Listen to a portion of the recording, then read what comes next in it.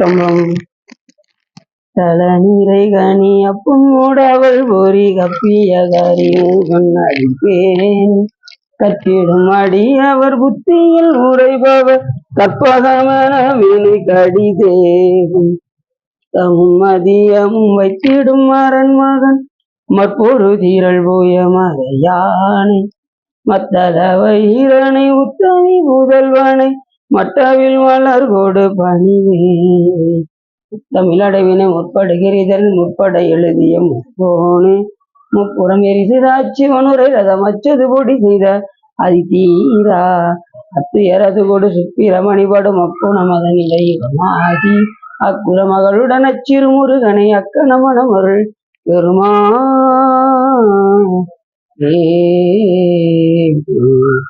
எந்தாயும் எனக்கருள் தந்தையும் சிந்தாகுலமானவை நீத்தனையாள் கந்தா கதிர்வேலவனே உமையாள் மைந்தா குமரா மலைநாயகனே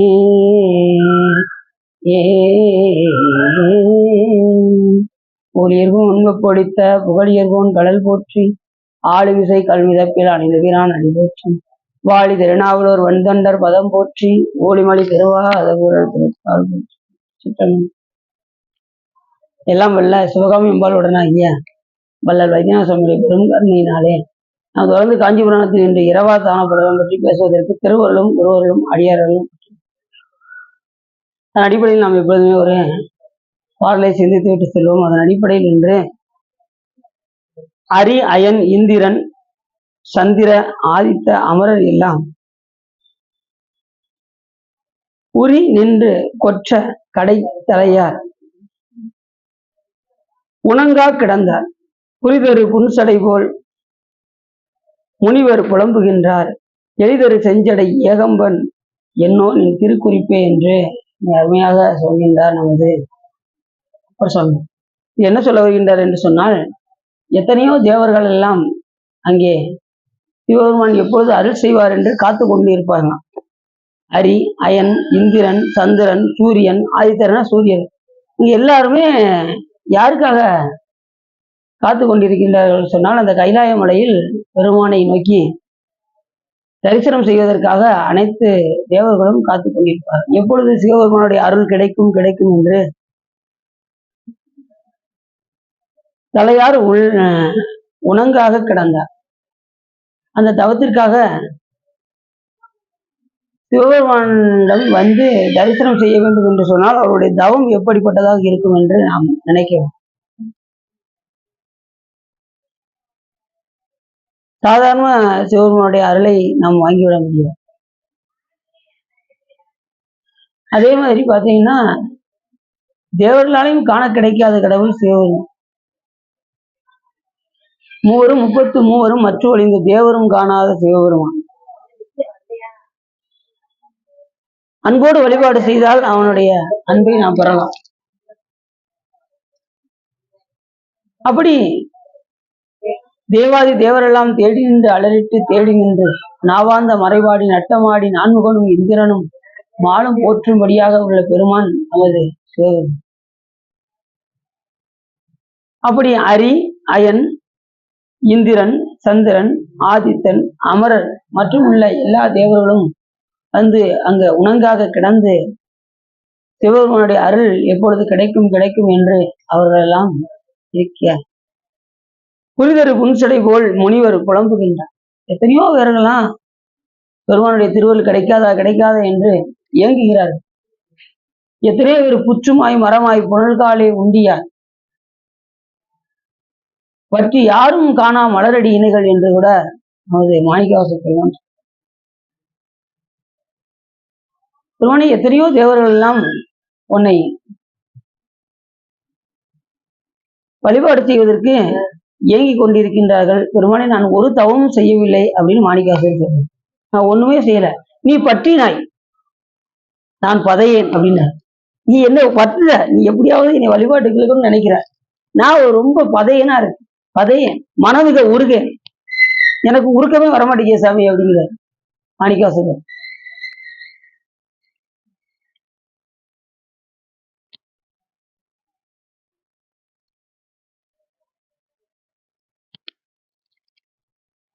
நமக்கு ஏன் உருக மாட்டேங்குது மனம்? அவருடைய உபகாரத்தை நினைக்காதனால நமக்கு மனம் உருக மாட்டேங்குது. உபகாரத்தை நினைக்க ஆரம்பிச்சாச்சுன்னா நமக்கு மனம் உருகும். அன்றாடம் நம்ம காலையில் எழுந்ததுல இருந்து இரவு உறங்கும் வரைக்கும் நம்மளை பெருமான் ஒவ்வொரு நொடியிலும் நம்மளை காப்பாற்றி கொண்டிருக்கின்றார் என்கின்ற அந்த உணர்வு இருந்தால் நாம எந்த நேரமும் மனம் மிக உருகும். இல்லைன்னு நம்ம மனம் உருகுவதற்கு வாய்ப்பு இல்லை.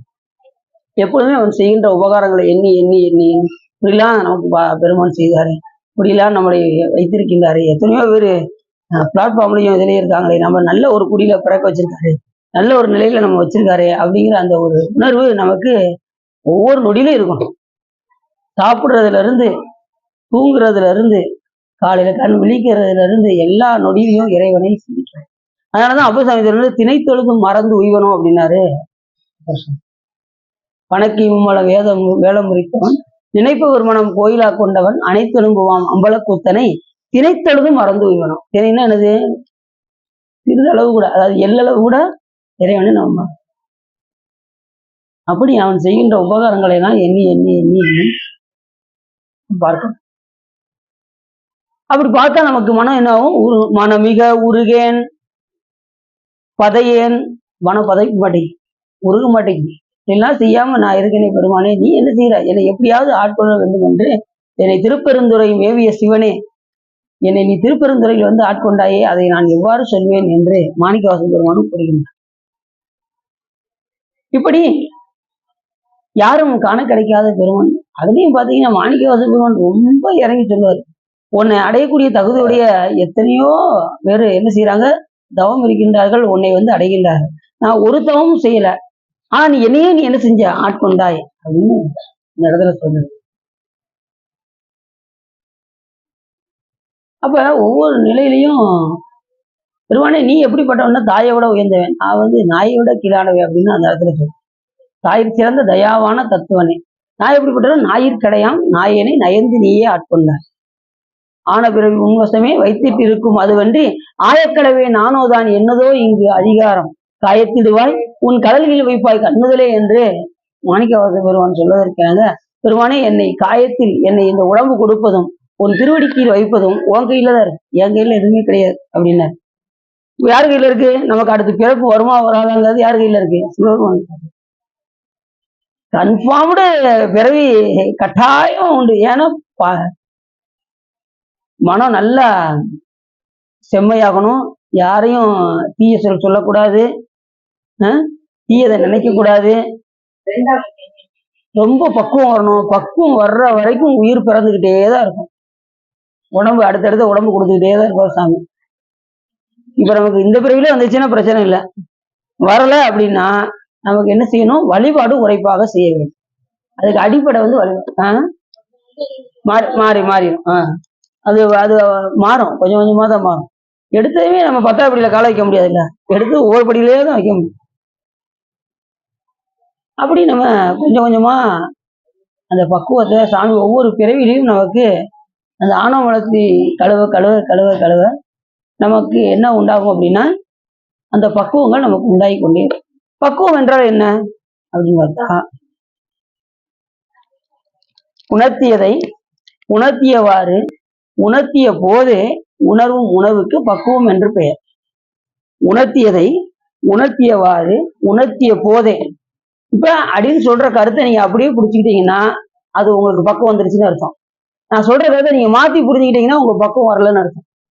உள்ளதை உள்ளவாறே அதை ஒத்துக்கொள்ளுதல், உள்ளவாறே நீங்க அதை கடைபிடித்தல்.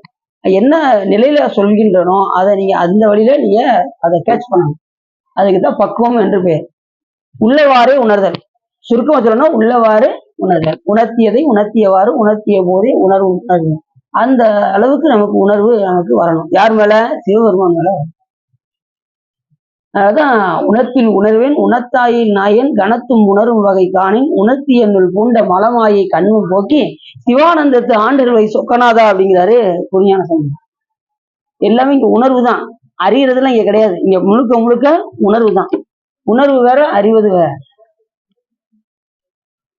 அறிவுன்னா அந்த நிமிஷமே மறந்துடும், ஆனா உணர்வு அப்படி கிடையாது. நீங்க எந்த நிலையிலையும் நீ அதை மறக்க மாட்டீங்க. அதுதான் உணர்வு. இப்படி பெருமானே எத்தனையோ தேவர்கள் எல்லாம் உன்னை வழிபாடு செய்து கொண்டிருக்கின்றார்கள். எத்தனையோ பேர் காத்து கொண்டிருக்கின்றார்கள். எத்தனையோ முனிவர்கள் எல்லாம் உட்கார்ந்து புற்று முளைச்சிருச்சு. எத்தனையோ பேர் தவம் செய்து புற்றுமாய் மரமாய் புனல் காலை உண்டியாய். அவங்களுக்கு சாப்பாடு எதுன்னா காத்தும் தண்ணியும் வச்சே என்ன செய்வாங்க, தவம் பண்ணுவாங்க சாமியை நோக்கி. ஆனா அவங்களுக்கு சாமி காட்சி கொடுப்பாருன்னா கிடையாது. ஏன் அப்படின்னா அன்பு இருந்தா தான் நீ எத்தனை ஆண்டு போய் தவம் செய்தாலும் எண்ணாயிரத்தாண்டு யோகம் இருப்பினும் கண்ணால் அமுதினை கண்டறிவார் இல்லை. முன்னாடியுள்ளே ஒளியிற நோக்கினால் அவன் கண்ணாடி போல கலந்திருந்தான் என்று சொல்வதற்கு என்ன செய்யணும்? இந்த அளவுக்கு நம்ம வழிபாடு செய்யணும். யோகம் என்பது என்ன அப்படின்னா மனம் ஒன்றுபடுது. மனம் எதுல ஒன்று பண்ணணும்? சிவத்துல ஒன்றுபடும். எங்க இருந்தாலும் சாமிய நினைச்சிட்டே இருக்கும். நினைக்க நினைக்க நமக்கு துன்பம் வராது. அவன் மறக்க மறக்க நமக்கு துன்பம் வந்துகிட்டே இருக்கும். இன்பமே என்னாலும் துன்பம் இல்லை, தாமார்க்கும் கொடியல்லா சங்கரன சங்கவென்குலோ இவர் காதில் கோமார்க்கே நாம் என்றும் மீளாய் ஆளாய் பொய்மலர் சேவடியினேயே சென்று குறுகினோமே என்று சொல்வதற்கிறங்க நாம இன்பமா வாழ வேண்டும் என்றால் சிவபெருமானை எந்த நேரமும் நினைத்தல். அப்படி தேவர்கள் எல்லாம் கிடைக்காத பெருமான் அங்க எல்லாரும் என்ன செய்யறாங்க? கியூல நின்றுட்டு இருக்காங்க சாமி வழிபாடு பண்றது. பெருமானே அவர்களுக்கெல்லாம் எதற்காக அவர்கள் எல்லாம் காத்து கொண்டிருக்கின்றார்கள்? எளிதர் செஞ்சடை ஏகம்ப என்ன உன் திருக்குறிப்பு?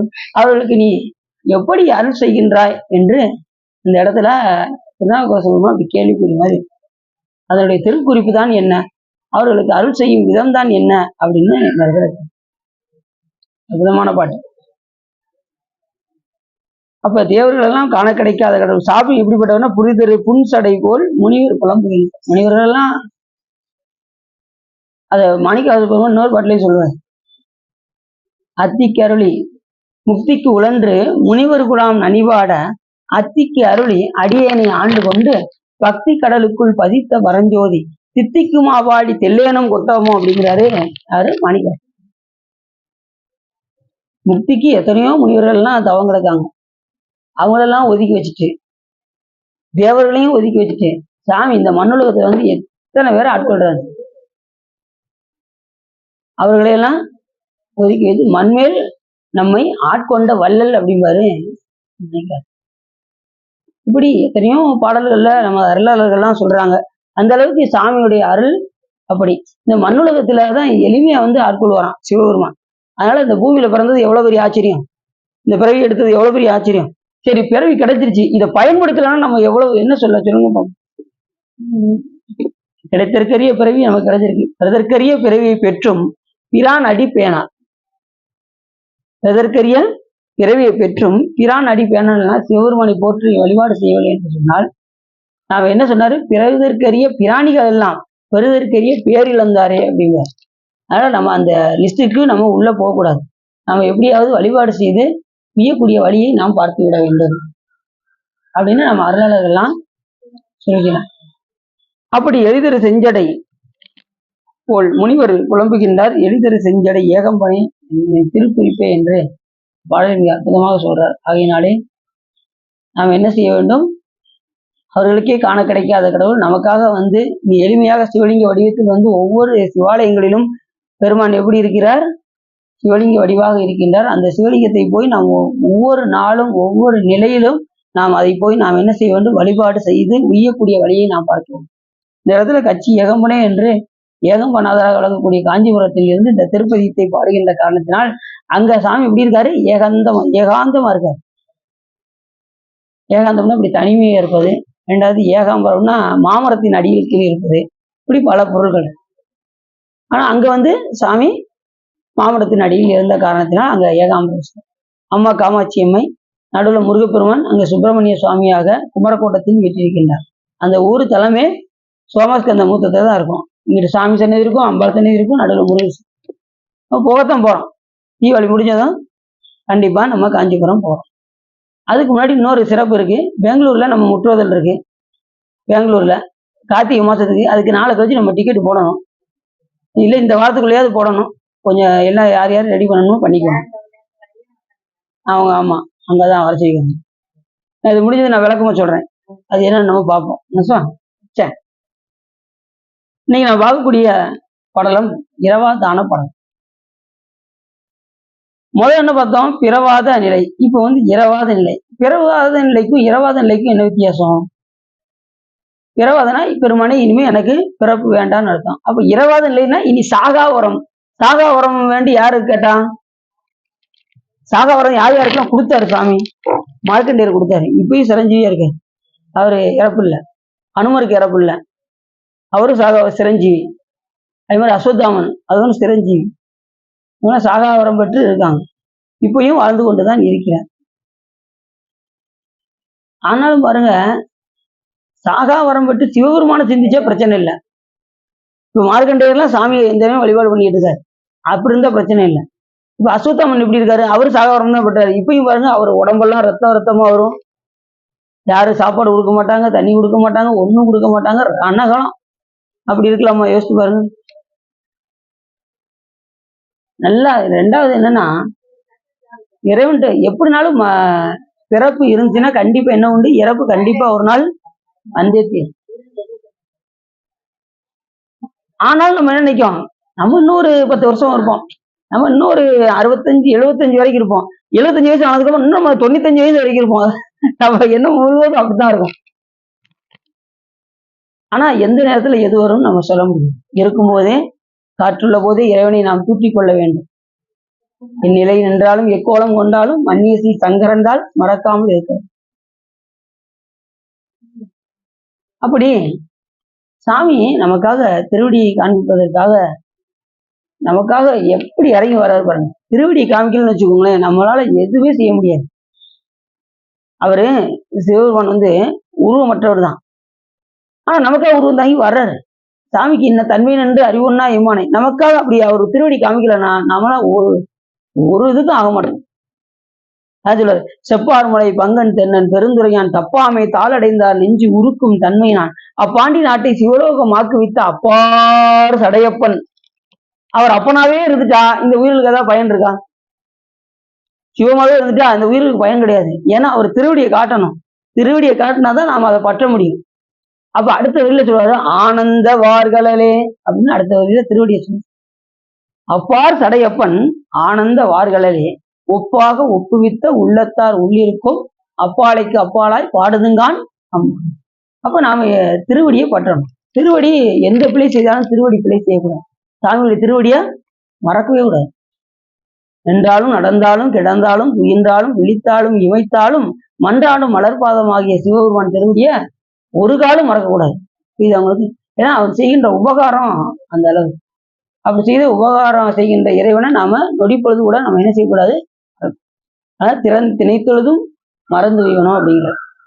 அப்ப இந்த இரவா தானம் அப்படின்னா இரவாத நிலை உடையவர்கள். அதை சாமிகிட்ட கேட்காங்க. இரவாத நிலையும் கேட்காங்க, பிறவாத நிலையும் கேட்காங்க. சாமி எது கேட்டாலும் கொடுத்துறாரு. அவர் மாட்டேன்னு சொல்றதே இல்லை. இப்ப நீ செய்யற வழிபாடு பண்றீங்களா, அதெல்லாம் யாருக்கு? எல்லாம் சாமிக்காக செய்யறீங்க அப்படிங்காங்களே. அப்படியா? நீ சாமிக்காக செய்யறீங்களா? அந்த சொல்றாங்க, நமக்கா நம்ம உயிர் கிடைத்திருந்தா தொண்டு செய்யணும். தொண்டு செஞ்சாதான் உயிர் அடைய முடியும். நீங்க தொண்டு செய்யறாட்டினா சாமிக்கு ஒண்ணும் கிடையாது. ஆனா இந்த தொண்டு செய்தால் நாம் கொஞ்சம் கொஞ்சமா இறைவனுடைய அன்பை பற்றி கொண்டே போறோம். நீங்க பூ போட்டாலும் சரி போடாட்டாலும் சரி அவருக்கு ஒண்ணும் கிடையாது. ஆனா போட்டா உங்க உயிருக்கு சிறப்பு. அப்படி வாங்க சார். அப்படி எல்லா பணியுமே நமக்காக சாமி வகுத்து வச்சிருக்காரு. முதல்ல ஏதோ கடிக்கிற மாதிரி இருக்கு. கசுவா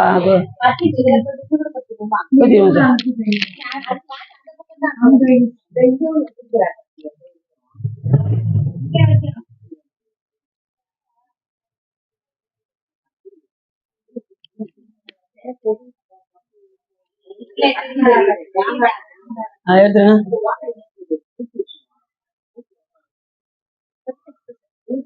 சைட்ல இப்படி வச்சிருங்க. இல்ல இப்படி கிட்ட இந்த அட்டை இருக்குங்களா?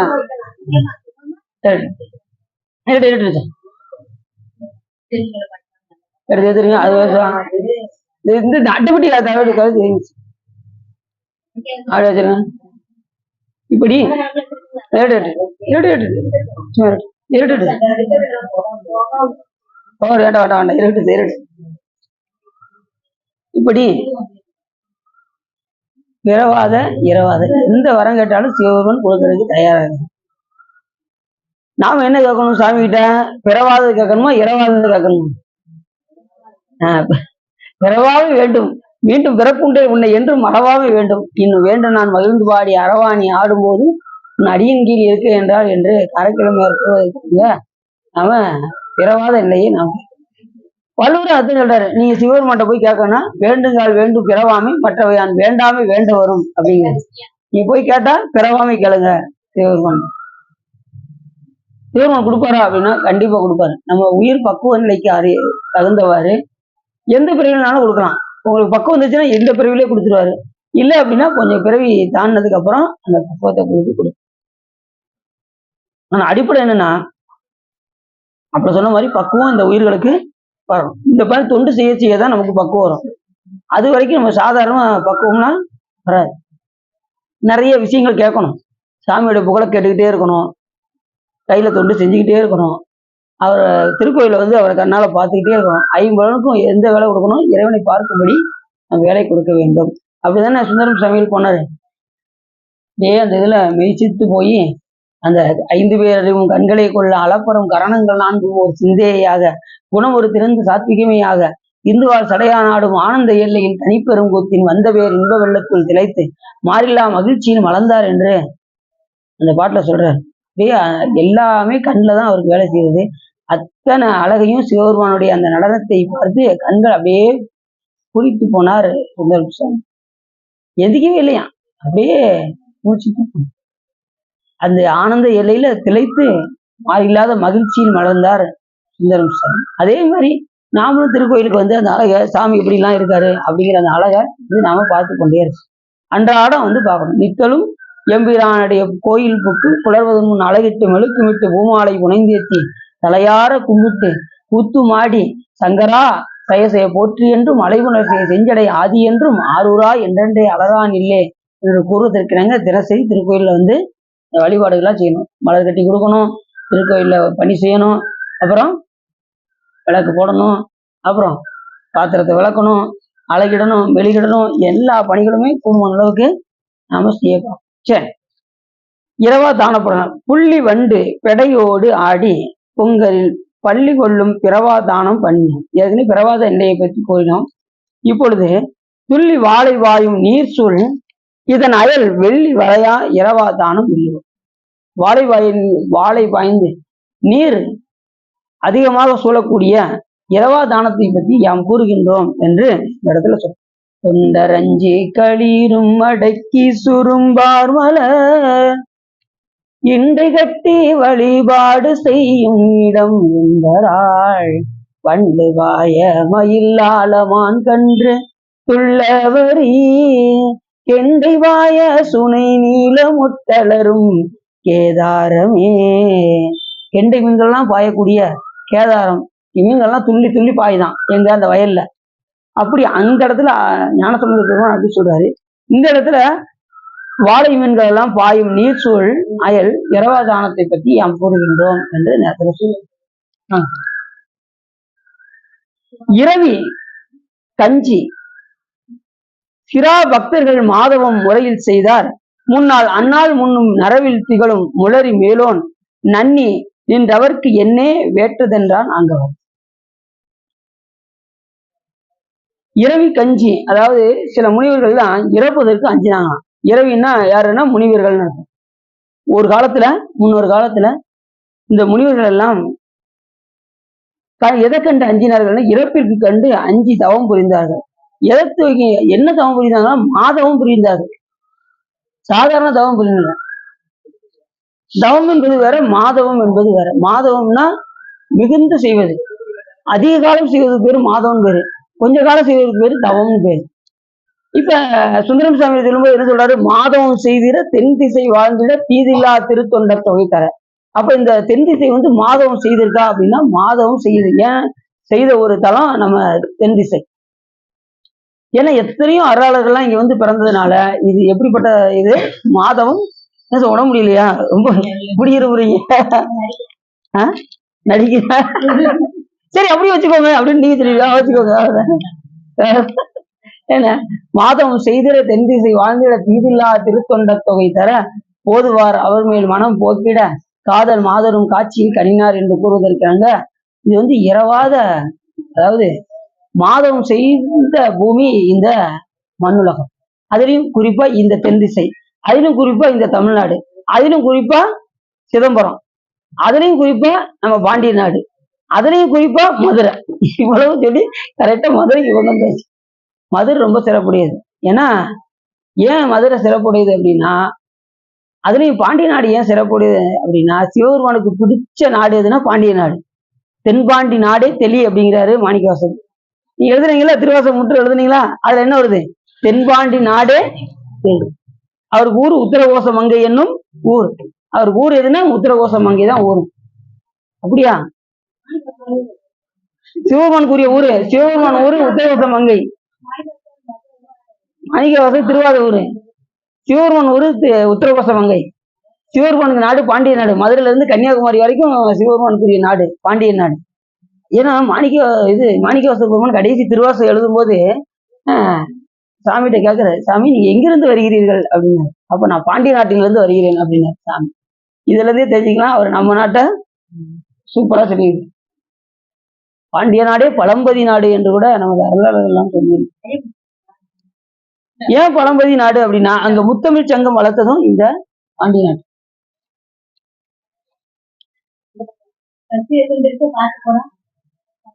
முத்தமிழ் சங்கம் எங்க இருக்கு?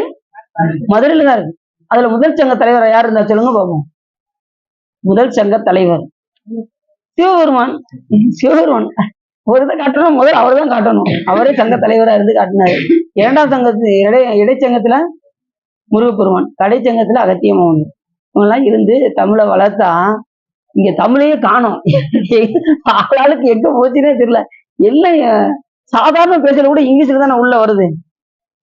டீ போட்டீங்களா அப்படின்னு. அப்ப அது இங்கிலீஷ் வருதா? காலைல எஞ்சயுமே என்ன செய்வாங்க? செல்போன், அது கூட இங்கிலீஷ் தான். எதுவுமே தொலைபேசின்னு கேக்குறாங்களா?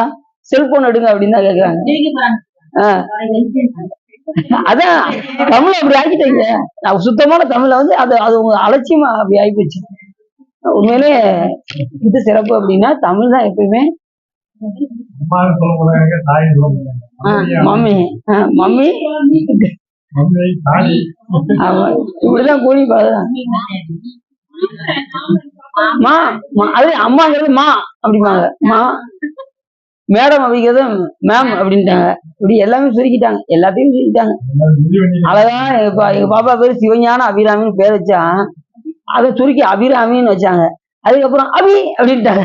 அதை சுருக்கி அபின்னா அவங்களுக்கு ஒரு இதுவும் கிடையாது. அபிராமி தான் சிறப்பு. ஏன் அப்படின்னா எல்லா அம்பாளும், எல்லா திருக்கோயில உள்ள அம்பாளுக்கு பேர் என்ன பேருன்னா அபிராமி தான். தெரியுமா உங்களுக்கு? ஏன் நீ எந்த நாமத்தை எடுத்தாலும் அபிராமிக்குள்ள அடங்கிடும். ஏன்னா பேரழகுடையவள்னு அர்த்தம் அபிராமி என்றால். அதை பார்த்துதான் அடி நீங்க பாபாவுக்கு அபிராமின்னு வச்சேன். எனவே பேரழகு எல்லா அம்பாலுமே பேரழகுட உடையவளாக இருக்கின்ற காரணத்தினால் அபிராமி அருட்கடைக்கன் பார்வை எல்லா உயிர்கள் மேல் பட வேண்டும் என்பதற்காக அந்த திருப்பதி முழுவதுமே கடைக்கன், அபிராமியின் கடைக்கன்களே, அபிராமியின் கடைக்கன்களேனே பாடினாரு அபிராமி பாட்டு. அப்படி சிறப்புடையது. நம்ம தமிழ்லாம் எப்படி வளர்த்துருக்காங்க பாருங்க. அப்படி என்னன்னா சாமியை எடுத்து காட்டினார், அதுதான் சிறப்பு. சிவபெருமானே வந்து சங்கத்தில் இருந்து தலைவராக இருந்து பாடல் எழுதி கொடுத்து, பாடல் கொடுக்கலன்னு வச்சுக்கோங்க நம்மளால நம்ப மாட்டாங்க. அதனால சிவபெருமான் பாடல் எழுதினார். பொங்குதேர் வாழ்க்கை அஞ்சிரை தும்பி காமம் செப்பாது கண்டது மொழியுமோ பயிலியது கெளிய நட்பின் மயிரியர் செரியர் அறிவை பூந்தலின் அறியவும் உலகோ நீ அறியும் பூவே அப்படின்னு சாமி எழுதி கொடுத்தாரு. மதிமடி குரிசை மாடக்கூடல் பதிவிசை நிலவு பால் நிற வரி சிறகு அன்னம் பயில் கோயில் ஆளவாயில் மன்னிய சிவன்யான் மொழிதரு மாற்றம் பருவக்கொன் மூப்படி என பாவலருக்கு ஒருமையின் உரிமையின் உதவிய ஒளிதிகள் குருமா மதிவரை குழவிய குடைகள் செருமா உகைக்கும் சேரலன் காண்க பண்பால் யாழ்வையில் பானபத்திரன் தன்போல் என்பால் அன்பன் தன்பால் காண்பது கருதி போந்தனன் அப்படின்னு பாடல் எழுதிக்கொண்டது. அடியாருக்கு எளியன் சிற்று அம்பலவன் கொற்றங்குடியாருக்கு எழுதிய கைச்சீட்டு வரும் பெற்றான் சாம்பானுக்கு படியின் மீசை வேதமர தீட்சை செய்து முக்தி கொடுக்க முறைன்னு சிவபெருமான் எழுதியிருக்காரு. சிவபெருமான் எழுதுனதெல்லாம் நம்ம என்ன செஞ்சிடறோம்? மனப்பாடம் பண்ணி வச்சுக்கிறோம். சாமி சொன்ன பாடலாம் நாம ஓரளவுக்கு தெரிஞ்சு வச்சுக்கோங்க. அப்படின்னா நாலு எங்க சிவபெருமான் எழுதியிருக்காரியா, நீ எங்க வேணாலும் நீ போய் செக் பண்ணி பார்த்துக்கியா அப்படின்றலாம் யாரு கேட்டாலும். ஏன்னா சொன்ன ஆளு என்ன செய்யணும், செஞ்சு காமிக்கணும். அதனாலதான் எல்லா நிலையிலையுமே சிவபெருமான் சொன்னதை செஞ்சு காமிப்பாரு. அது மாதிரி இறந்த ஆன்மாக்களுக்கு சாமி குருவர் இல்லாம திருவருளை அடைய முடியாது என்பதற்காக காசியில இறந்த ஆன்மாக்களுக்கு சிவபெருமானே குருவா இருந்து உபதேசம் பண்ணி என்ன செய்யறாரு, மோட்சத்தை கொடுக்குறாரு. குருவராதன்று தன் எல்லை வட்டத்திற்குள் உற்றிருந்து இறந்தவருக்கு உமை இலைப்பாற்றி உம்பர்கோன் விஸ்வபதி வந்து ஒருவள செவியினால் தாரக பிரம்மத்தை உபதேசமாய் அருளியும் ஈரட்டு வடிவு தரும் காசி மாநகர் அப்படின்னு அந்த பாடல நமக்கு சொல்லும். அப்ப சாமியே விஸ்வநாதர் என்ன செய்யறாரு, வந்து குருவாக இருந்து உபதேசம் செய்து அந்த ஆன்மாவுக்கு என்ன செய்யறாரு, மோட்சத்தை கொடுக்கின்றார். உடனே இறந்ததுன்னா உடனே என்ன செய்ய மாட்டாரு சாமி, மோட்சத்தை கொடுத்துட மாட்டார். அந்த ஆன்மாவுக்கு குரு உபதேசம் செய்து, குரு உபதேசம் இல்லாம என்ன செய்ய முடியாது, யாரா இருந்தாலும் மோட்சம் அடையவே முடியாது. அதே மாதிரி ஒரு ஆண் துணை இல்லாத வீட்டுக்கு ஒரு ஆண் துணை இல்லாத வீட்டுல எந்த ஒரு ஆன்மாவும் உள்ள போக கூடாது. அதை எடுத்து காமிப்பாரு சாமி. சிறுதொண்டையனார் வரலாறுல அப்படியே வருவாரு. வந்ததும் உடனே அந்த அம்மா அவரு வெளியே எந்த அடியாரும் அன்னைக்கு இருக்க மாட்டாங்க. தினசரி ஒரு அடியாருக்கு அன்னம்பளிக்காம இருக்க மாட்டாரு சிறுதொண்டையனார். ஆயிரம் பேருக்கு அன்னம்பளிப்பாரு. அன்னைக்குன்னு பார்த்து ஒரு அடியார் கூட மிஞ்ச மாட்டாங்க. உடனே என்னடா செய்யணும்னு ரொம்ப யோசிப்பாரு. அன்னைக்கு அவர் ஏதாவது கொடுக்கலன்னா அவர் என்ன செய்வாரு, தன் உயிரை மாய்த்து கொண்டு. அப்படி குறிக்கோள்ல உள்ளவரு சிறுதொண்டையனார். சரி இவரு போய் அப்படியே அடியாரை போய் பார்த்துட்டு ரொம்ப போயிடுவாங்க. உடனே அந்நேரம் அந்த அம்மா வீட்டுல இருப்பாங்க. சாமி வருவாரு. வந்ததுமே அந்த அம்மா என்ன செய்வாங்க, உள்ள வாங்க ஐயா அப்படின்னு சொல்லி கூப்பிடுவாங்க. உன் கணவர் இருக்கிறாரா அப்படின்னு கேட்பாரு சாமி. இல்ல அப்படின்னு உன் கணவர் வந்ததும் என்ன, நான் ஊர் எல்லையில இருக்கேன், வந்து என்னை அழைத்து வாருங்கள் அப்படின்ட்டு சாமி போயிடுவார். அதுக்கப்புறம் சாமி போய் அந்த மண்டபத்துல போய் தங்கியிருப்பாரு. அந்த நேரத்துல சிறுதொண்டையனார் அப்படியே மன வருத்தத்தோட அப்படி வந்துட்டு இருப்பாரு. தூரத்துல இருந்து பார்ப்பாரு, அந்த அம்மையார் வந்து அப்படி சிரித்த முகத்தோட இருப்பாங்க. இப்ப நம்ம ஆளுலாம் என்ன செய்வாங்க, நான் இன்னைக்கு சாவ போறேன்னு தெரிஞ்சே சிரிக்காயா அப்படின்னு அப்படிதானே சொல்லுவோம். அவர் அப்படி பார்த்ததும் அப்படியே ஏதோ அடியார் கிடைச்சிட்டாங்க, அதனாலதான் அவ முகத்துல மலர்ச்சி தோன்றுது அப்படின்னு சொல்லி வந்து கேட்டதும் உடனே அது மாதிரி ஊர் எல்லையில இருக்காங்க, போய் அழைத்து வாருங்கள் என்று சொன்னதும் அதுக்கப்புறம் போய் அவர் போய் அழைச்சிட்டு வர்றாரு. இப்படி நிறைய விஷயங்கள் இருக்கு. நம்ம இன்னொருக்க கூட பெரிய புராணம் எடுக்கலாம். அந்த அளவுக்கு பெரிய புராணத்துல நிறைய விஷயங்கள் இருக்கு. நம்ம ஒரு சுருக்கமா தான் பார்த்தோம் இதுக்கு முன்னாடி. நம்ம பாடல் வரை எடுத்தோம்னா நிறைய விஷயங்கள் நம்ம தெரிஞ்சுக்கலாம். நுட்பமான விஷயங்கள் எல்லாம் தெரிஞ்சுக்கலாம். பார்ப்போம். திருவள்ளுவர் கூட்டிக்கிட்டு அது காஞ்சிபுரம் இருக்கு. இந்த அடுத்து சிவ தர்மோத்தரம் இருக்கு. அடுத்து அதெல்லாம் என்னென்ன தப்பு செஞ்சா என்ன தண்டனைங்கிறது அடுத்த நூல். அது போலதான் யாரும் தப்பு செய்ய மாட்டோங்கிறதுக்காக அந்த நூலை வாங்கி வச்சிருக்கேன். என்னென்ன தப்பு செய்தால் என்னென்ன தண்டனை. அதாவது சிவபெருமானுக்கு எது, அடியார்களுக்கு எதுக்கா, சிவபெருமானுக்கு எதிராக எதுவும் செஞ்சா என்னென்ன தண்டனை அப்படிங்கிறத அதுல போட்டு அந்த நூலை பார்த்துதான் இவரு நம்ம மன்னிச்சு சொல்ல தண்டனை கொடுத்தான். தன் மகனையே தேர்காலிட்டு கொண்டது அந்த நூலை பார்த்துதான் கொடுத்தாரு. அந்த அளவுக்கு அது மறைஞான சம்பந்தர் எழுதியது அந்த சிவதர்மபுரம். இப்ப நமக்கு எளிமையா கிடைக்கும். முன்னாடிலாம் இந்த நூலெல்லாம் கிடைக்கிறது ரொம்ப கஷ்டம். இப்ப எல்லாம் கிடைச்சிருக்கு. இப்ப நல்லா திருநெல்வேலியில நல்ல பிரிண்ட் போட்டு நல்ல பெரிய நல்ல தெரிகிற மாதிரி பெரிய இடத்துல போட்டு அழகா கொடுத்துருக்காங்க. இப்ப அதைத்தான் வாங்கி வச்சிருக்கேன் அடியேன். திருவள்ளுவர் துணை செய்தால் நம்ம அடுத்து அதை பார்க்கலாம். சரி, அப்படி இரவி எத்தனையோ முனிவர்கள் எல்லாம் என்ன செய்யறாங்க, மாதவம் செய்து முன்னால் அந்நாள் முன்னுற நரவில் நிகழும் முளரி மேலோன் நன்னினின் நின்றவர்க்கு என்னே வேட்டதென்றான் நாங்கள். உடனே அவர்கள் எல்லாம் இரவாமல் இருப்பதற்காக அவர்கள் இறப்புக்கு அஞ்சி அவர்கள்லாம் தவம் செஞ்சாங்களாம். இறப்புன்னா எவ்வளவு பெரிய கஷ்டம் யோசிச்சு பாருங்க. இறக்கும் போது நல்லா தெரிஞ்சுக்கோங்க, 1000 தேள் இருக்கு பாத்தீங்களா, 1000 தேள் கடிச்சு என்ன வேதனை இருக்கும். ஒரு தேள் கடியவே நம்மளால தாங்க முடியாது. இது 1000 தேள் கடிச்சு அவ்வளவுதான், உயிர் போயிட்டு வரும். அந்த மாதிரி ஒரு வேதனை இறக்கும் தருவாயில் நமக்கு வருமா. 1000 தேள் கடித்தால் என்ன ஒரு நிலையோ அது இறப்பு நிலையும் வரும். அதுக்காகவே என்ன செய்யறாங்க, நிறைய முனிவர்கள் எல்லாம் அஞ்சினார்களாம். சொல்றாரு, இறப்புக்கு அஞ்சி அவர்கள்லாம் மாதவம் செய்தார்கள். யாரை நோக்கி செய்தார்கள், பிரம்மாவை நோக்கி செய்தார்கள். பிரம்மா அவர்களுக்கு முன்னாடி என்ன செய்தாரா, காட்சி கொடுத்தாராம். உலகம் முழுவதும் உதவும் எந்தாய் உன் அடி தலைமை என்று சரணம் இல்லோம் சாவதற்கு அழகில் அச்சமுற்றோம் அதனை வெல்லுமா நிலக்கு எங்கன் குறையாய் என்று அங்கு ஏத்தினார். உடனே செங்கால் அன்ன பாகன் கேளர்க்கு உணர்த்தும் பொங்காவர் பொங்கர். உடனே அந்த அன்னபட்சியில வரக்கூடிய பிரம்மா அவர்களுக்கு காட்சி கொடுத்து, நீங்கள் கேட்டதெல்லாம் கிடைக்க வேண்டும் என்றால் எங்கே செல்ல வேண்டும் என்றால் காஞ்சி மாநகருக்கு செல்ல வேண்டும் என்று யார் சொல்றா? அன்னபிச்சில் யாரு இருப்பா? பிரம்மா சொல்றாரு. யாருக்கு? அந்த முனிவர்கள் எல்லாம் இரவாத நிலையை அடைய வேண்டும் என்பதற்காக. ஏற்கனவே சொன்னேன், பிறவாத இரவாத என்ன அர்த்தம்? பிறவாதனா பிறவா நிலை, இனி ஒரு பிறவிக்கு வராத நிலை. இரவா அப்படின்னா சாகா வரம் பெறுவது. சாகா வரம் பெறுவதற்கும் சாகா வரம் பெற்றோம்னு வச்சுக்கோங்களேன், அத மாதிரி ஒரு நரகம் எதுவுமே கிடையாது.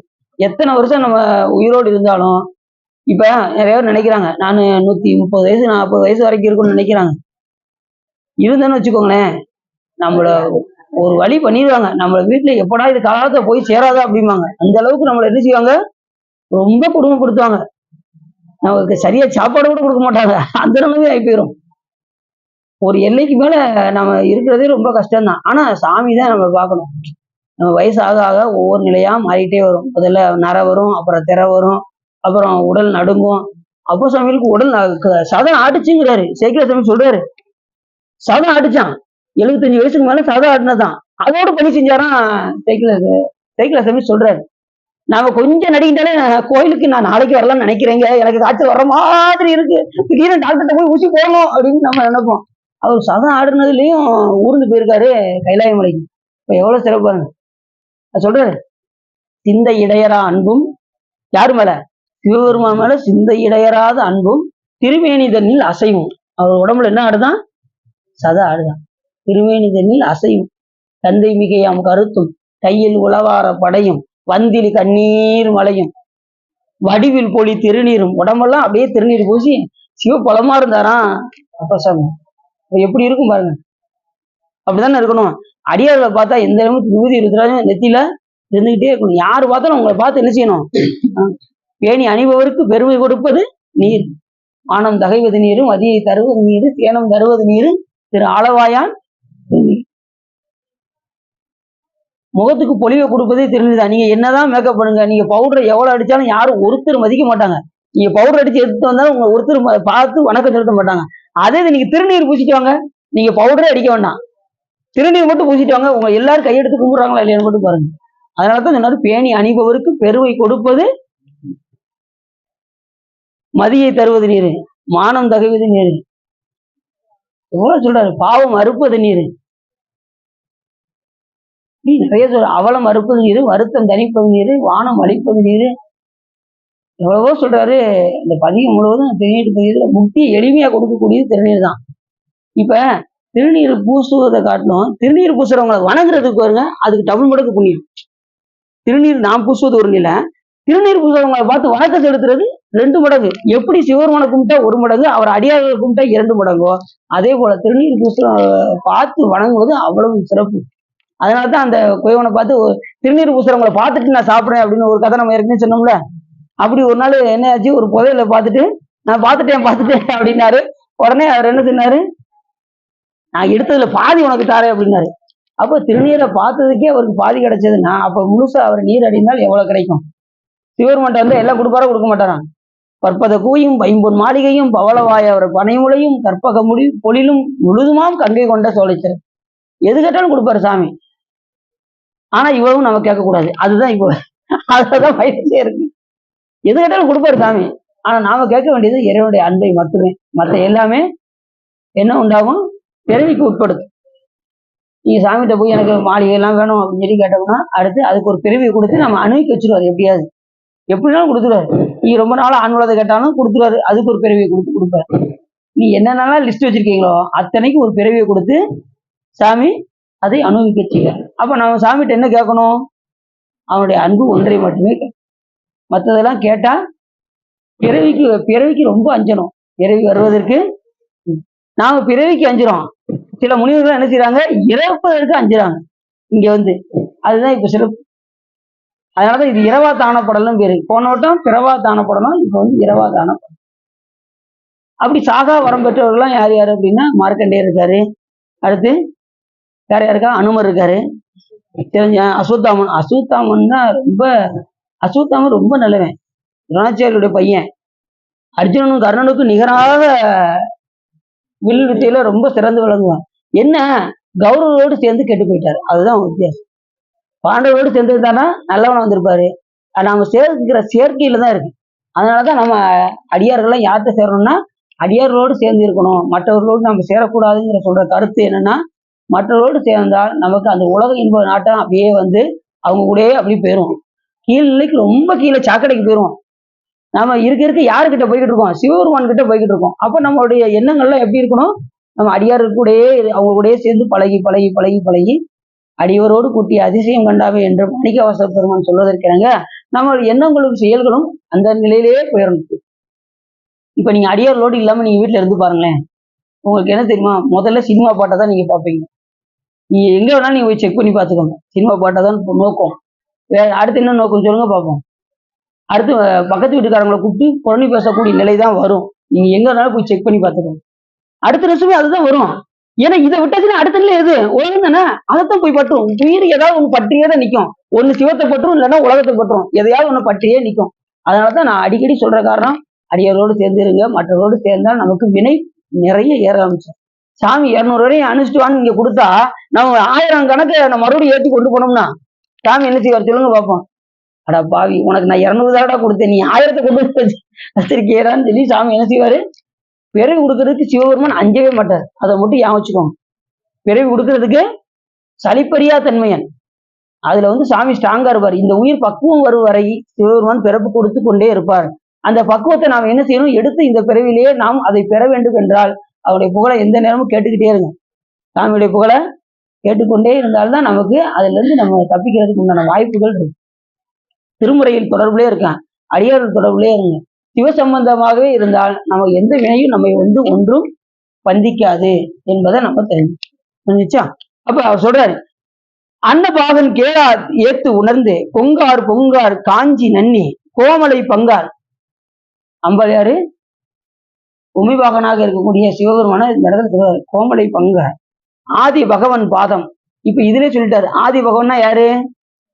சிவபெருமானுங்கிறத மறந்துடக்கூடாது.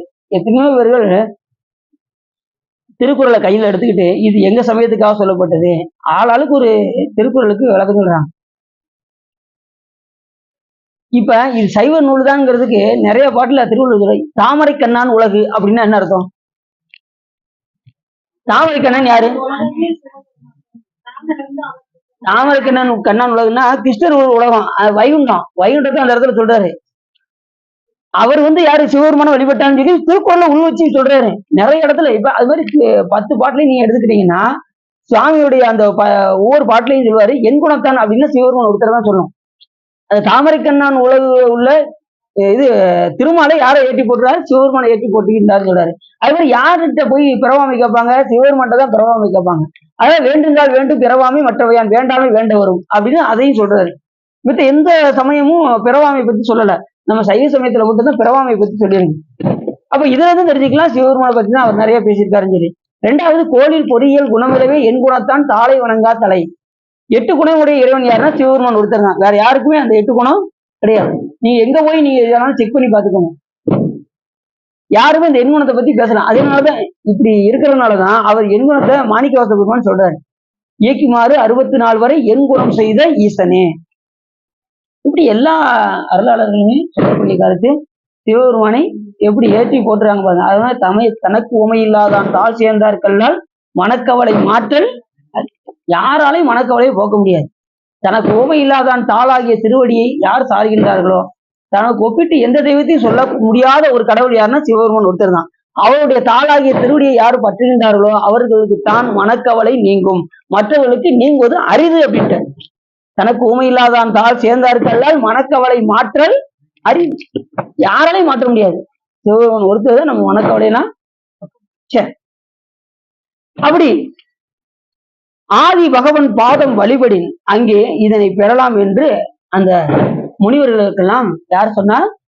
பிரம்மா எடுத்து சொல்றாரு. நீ காஞ்சிபுரத்துக்கு போய் நீங்க வழிபாடு செய்தாலுடைய நீங்க அந்த நிலையை அடைய முடியாது. சகாவரம் பெற வேண்டும் என்றால் அந்த பெருமானை போய் நீங்கள் வழிபாடு செய்யுங்கள் என்று அன்னபட்சியில் இருக்கக்கூடிய பிரம்மா எடுத்து கூறுகிறார். அப்ப எந்த ஒரு வரமா இருந்தாலும் யாராக இருந்தாலும், இப்ப பிரம்மாவே ஒரு வரம் கொடுக்காருன்னு வச்சுக்கோங்க ஒரு ஆளுக்கு, அவரால் டைரக்டா கொடுக்க முடியுமா? முடியாது. திருமால் கொடுக்க முடியுமா? முடியாது. சிவபெருமான்ட்ட கேட்டுதான் அவங்க அருள் வாங்கி கொடுக்க முடியும். ஏன் அப்படின்னா அவர்களே யாரை வழிபாடு பண்ணியிருக்காங்க? சிவபெருமான் வழிபாடு பண்ணிதான் அந்த பதவியில் இருக்கின்றார்கள். ஆகையினாலே தன்னிச்சு இயங்கக்கூடிய செயல் அவர்களுக்கு இல்லை. இப்ப சீஃப் மினிஸ்டர் வந்து எம்பியோ எம்எல்ஏயோ தேர்ந்தெடுக்கிறார் அப்படின்னா அவங்களுக்கு என்ன உரிமை கிடையாது. எது கேட்டாலும் சீஃப் மினிஸ்டர் கேட்டுதான் அவங்க அந்த இதை செய்ய முடியும். இப்ப ஒவ்வொருத்தருக்கும் 1000 ரூபாய் கொடுக்க சொல்றாங்கன்னு வச்சுக்கோங்க. உதாரணத்துக்கு 1000 எம்எல்ஏ விட்டு கொடுக்க சொல்றாங்கன்னு வச்சுக்கோங்க. எம்எல்ஏ என்ன செய்வாங்க? சீஃப் மினிஸ்டர் சொன்னாதான் இவங்க என்ன செய்வாங்க? கொடுப்பாங்க. அவர் கொடுத்தா தான் அவர் 1000 ஒரு 10 லட்சம் இவங்களுக்கு கொடுங்க, இந்த ஊருக்கு கொடுங்க அப்படின்னு யாரு கொடுக்கணும்? சீஃப் மினிஸ்டர் கொடுத்தாதான் இவங்க கொடுக்க முடியும். இவர் கையில இருந்து கொடுப்பாரா? யாராவது அப்படி கொடுப்பாங்களா? கொடுக்க மாட்டாங்க. அப்ப சிவபெருமான் கொடுத்தாதான் மற்ற எல்லா தெய்வங்களுமே எடுத்து கொடுப்பார்கள் என்பதை நாம மறந்துடக்கூடாது. நம்ம உலகத்தை வச்சே சொல்லியாச்சு. அப்படின்னா உங்களுக்கு புரியும். புரிஞ்சுச்சா? அப்ப எல்லாம் தரவல்லவர் யாருன்னா எல்லாம் தரும்கான் பெருந்துறையில் மேய பெரும் கருணையாளர் மருந்துருவாய் என் மனத்தை வந்து அப்படின்னு யார் சொல்றா? மாணிக்கவாசகர் பெருமான் சொல்றாரு. எல்லாம் தரக்கூடியவர் சிவபெருமான். டீ போட போயிட்டாங்களா? சரி.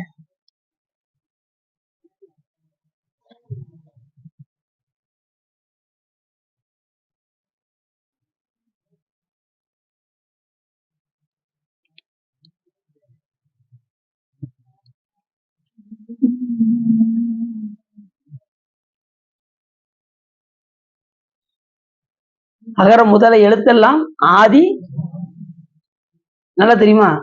ஆதி பகவன் தானா? முதற்றே உலகு தானா? அது என்ன சொல்றாரு? ஏதாவது ஒரு கருத்து சொல்லுங்க பாப்போம். யாராவது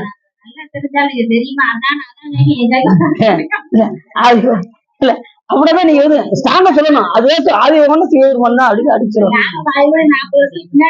உடனே ஆதி பகவன் மூலக்கடவுள் அப்படின்ட்டு நீங்க வேலைக்கு ஆதி பகவன்னா சிவபெருமான் தான்.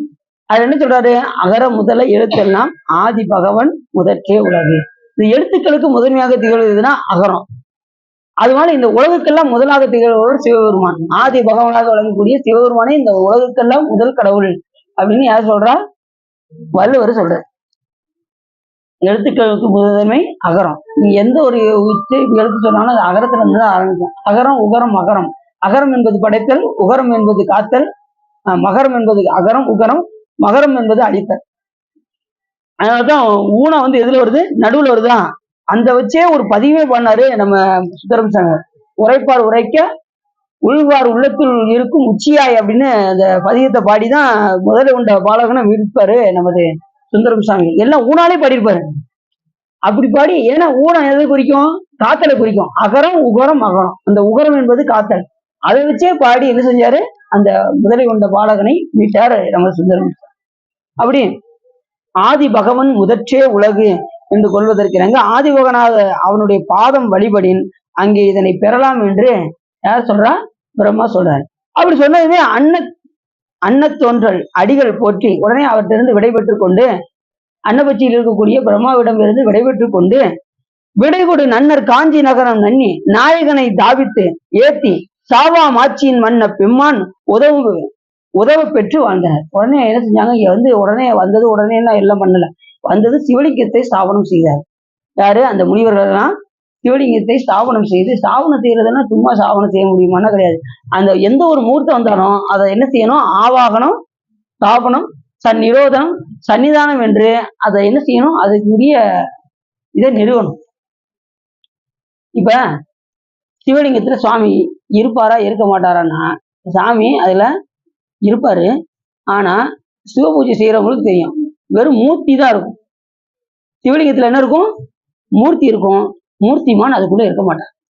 மூர்த்திமான நம்ம கொண்டு வந்து அதுல நிறுவனம். யார? சுத்த சிவன் சொல்றோம் பாத்தீங்களா? இன்னைக்கு 6 கால அபிஷேகத்துல இன்னைக்கு சுத்த சிவம் இப்ப நேரம் நடராஜர் அபிஷேகம் அங்க ஓடிக்கிட்டு இருக்கு. இங்க நமது கோயில்ல ஓடி, நம்ம இதுலயும் இன்னைக்கு காலையில நம்ம நடத்தினோம். இந்த திதியில வந்து 6 காலம், வருஷத்துல 6 காலத்துல முதல் காலத்துல வல்லவை, அதாவது விநாயக பெருமானும் வல்லவையும் மார்கழி திருவாதிரை நடக்க பார்த்தீங்களா? அப்ப முதல்ல நடராஜ பெருமான் யார் வழிபாடு பண்றா? விநாயக பெருமானும் வல்லவை அவருடைய அருள் சக்தியாக வல்லவையும் வழிபாடு செய்யறத காரணம். 2வது காலத்துல பிரம்மாவும் சரஸ்வதி தேவியும், 3ஆம் காலத்துல திருமாலும் லட்சுமியும், 4ஆம் காலத்துல ருத்ரனும் பார்வதியும், 5ஆம் காலத்துல மகேஸ்வரனும் மகேஸ்வரியும், 6வது காலத்துல சதாசிவமூர்த்தியும் மனோன்மணியும். இப்படி வருஷத்துல 6 காலத்திலையும் நடராஜ பெருமானை இவர்கள் எல்லாம் என்ன செய்வாங்க? போற்றி வழிபாடு செய்வார்கள். அந்த நேரத்துல மட்டும்தான், அந்த 6 காலத்துல மட்டும்தான் சுத்த சிவம் வந்து அந்த நடராஜ பெருமான் மூர்த்தத்தில் உறைவார். மற்ற நேரத்துல யார் அதுல இருப்பா அப்படின்னா, ஸ்ரீகண்ட பரமேஸ்வரர் ஸ்ரீ கைலாயத்தில் இருக்கக்கூடிய புலித்தோல் அணிந்திருக்கக்கூடிய, புலித்தோல் அணிஞ்சு பார்த்திருக்கீங்களா சாமியா? அவர் தான் எல்லா நேரத்திலையும் அந்த நடராஜ மூர்த்தத்துல இருப்பார். நம்ம உயிர்களுக்கெல்லாம் தந்தையாக விளங்கக்கூடியவர் யாருன்னா அந்த ஸ்ரீகண்ட ருத்ரர் என்றும் ஸ்ரீகண்ட பரமேஸ்வரர் என்றும் பேர். அவர் தான் 64 திருவிளையாடல் நடத்தினது யாருன்னா ஸ்ரீகண்ட பரமேஸ்வரர் தான். இங்க வந்து பூலோகத்தில் வந்து 64 திருவிளையாடல்களையும் நம்ம திருக்கோயில 24 திருவிளையாடல்களையும் நடத்திய ஒரு பெருமை அந்த ஸ்ரீகண்ட பரமேஸ்வரர். மற்ற காலத்துல யார் இருப்பா? ஸ்ரீகண்ட பரமேஸ்வரர். இந்த வருஷத்துல 6 காலம் மட்டும் சுத்த சிவமே அதுல வந்து ஒரு இதாச்சு.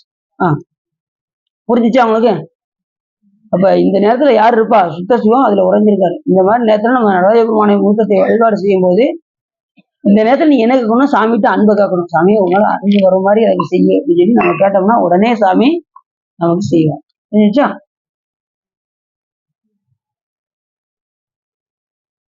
அப்படி மன்னன் பெம்மான் உதவ பெற்று வாழ்ந்த அப்படி சிவலிங்கத்தை ஸ்தாபனம் செய்து சாவாம் ஆட்சியின் மன்ன பெம்மான் உதவ பெற்று அந்த சிவலிங்கத்தை நிறுவி அதுல ஆவாகனம் பாத்தீங்களா? ஆவாகனம், ஸ்தாபனம், சன்னிதானம், நிரோதனம் அப்படின்னோம்னா சாமி என்ன செஞ்சுவாரு?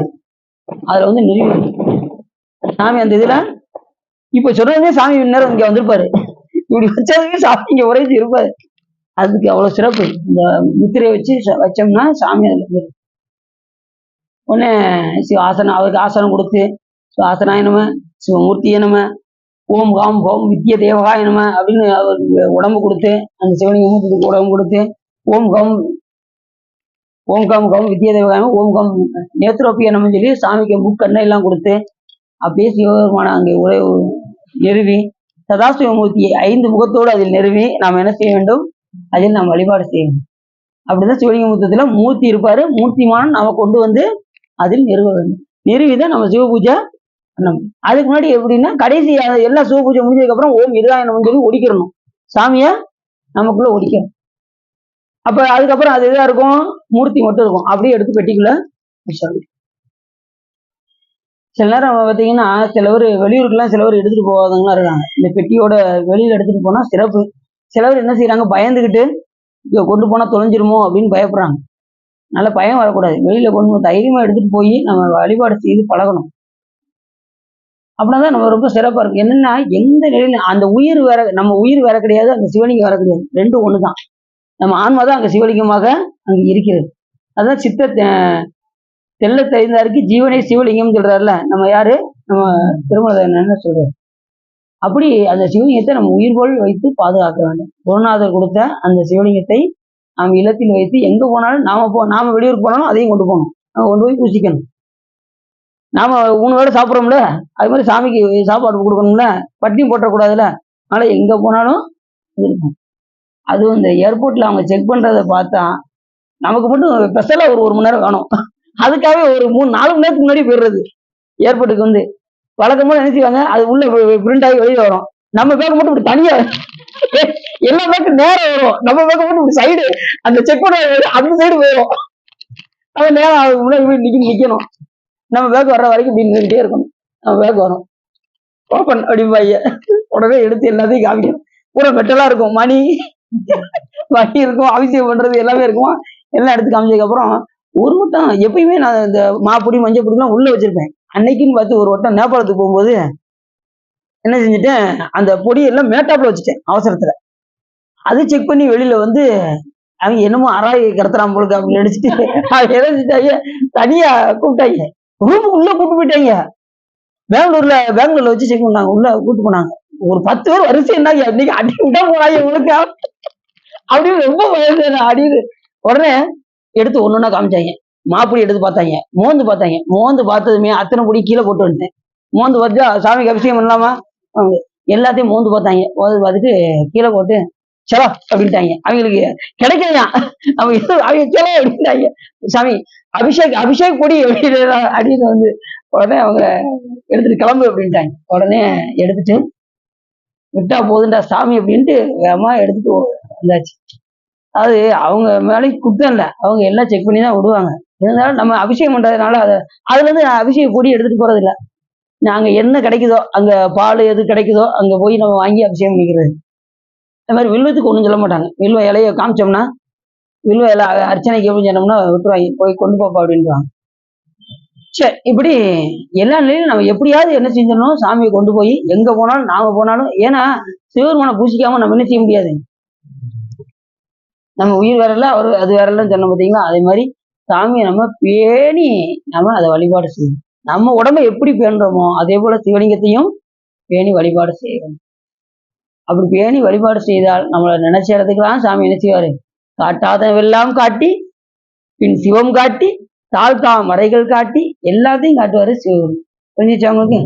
எல்லாம் வேணும்ல அவங்களுக்கு, எல்லாத்துக்கும் மேல சிவம் நமக்கு வேணும் வேண்டாமா? அப்போ எங்க போனாலும் அவரை கொண்டு போயிட்டே இருக்கணும். நம்ம வழிபாடு பண்ற சிவலிங்கத்தை எங்க போனாலும் பண்ணணும். இப்ப தீட்சை எடுத்தவங்களுக்கு சொல்றேன், தீட்சை எடுத்தவங்களுக்கு பிரச்சனை இல்லை. நீங்க டெய்லி அன்றாட வைக்கக்கூடிய அந்த சிவலிங்கத்துக்கு வழக்கம் போல புஷ்பம் வைங்க. திடீர்னு வெளியூர் போயிட்டீங்கன்னா நீ அந்த பணியை மனசால பாவீங்க, அதை விட்டுறக்கூடாது. இப்ப தினசரி எப்படி நீங்க பூஜை ரூம்ல போய் மலர் கட்டி கொடுத்தீங்களோ இல்ல பூஜை பண்றீங்களோ, அதை பூரா நீங்க வெளியூருக்கு போனா உடனே ஈஸியா மறந்துடக்கூடாது. அந்த பணியை செஞ்சுட்டு தான் என்ன செய்யணும், சாப்பிடணும். அப்படிங்கிற குறிக்கோளோட நம்ம இருக்கிறோம். புரியுதா உங்களுக்கு? வெளியூருக்கு போனா நாம என்ன செய்வோம், வழக்கம் போல சொந்தக்காரங்களை பார்த்ததுமே நம்ம சிவபெருமான் மறந்துடுவாரு. சிவபெருமான் ஈஸியா நம்ம மறந்துடும். உடனே எங்க வாங்க எனக்கு அப்படின்னு என்ன செய்வோம், உறவாட ஆரம்பிச்சிருவோம். பூசையா, பூசைன்னா ஊர்ல இருக்கிறதாங்க பூசை, இங்கேயுமாக்கா அப்படின்னு என்ன செய்வாங்க, சில பேர் அப்படிலாம் இருக்காங்க. பூசை கொஞ்ச நாள் சாமியை ரெஸ்ட் எடுக்க வச்சுட்டு வந்திருக்கேன் அப்படிம்பாங்க சில பேர். சாமி வீட்டுல வச்சுட்டு ரெஸ்ட் எடுக்கட்டும் சொல்லி வந்திருக்கேன் அப்படின்லாம் சொல்ற ஆளெல்லாம் பார்த்துருக்கேன். அப்படின்னா இருக்கக்கூடாது. இப்ப நீங்க வெளியூருக்கு போயிட்டீங்க அப்படின்னா நீங்க காலையில என்ன செய்றீங்களோ ஒரு 5 நிமிஷம் உட்காந்து அந்த பணியை மனசுக்குள்ள செய்யணும். காலையில எழுந்திரிச்சு சாமிக்கு புஷ்பம் சாத்துறீங்களா, இல்ல சாமிக்கு நைவேத்தியம் கொடுக்குறீங்களா, அத்தனையும் எதுக்குள்ள மனதில் கற்பித்துக் கொண்டு மனதில் நாம் செய்யணும். புரிஞ்சுச்சா? எந்த நிலையிலையும் சாமியை விட்டுறக்கூடாது.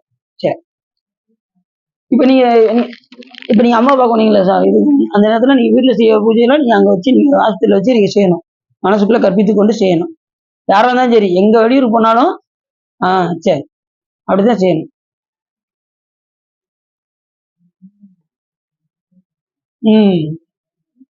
இல்ல பாட்டு வரணும். ஐடியா இருக்கும். இல்ல நீங்க காலைல செஞ்சு வழிபாடு, நீ செய்யற வழிபாட மனசுல செய்யணும். காலைல சாமிக்கு புஷ்பம் வைப்பீங்களா?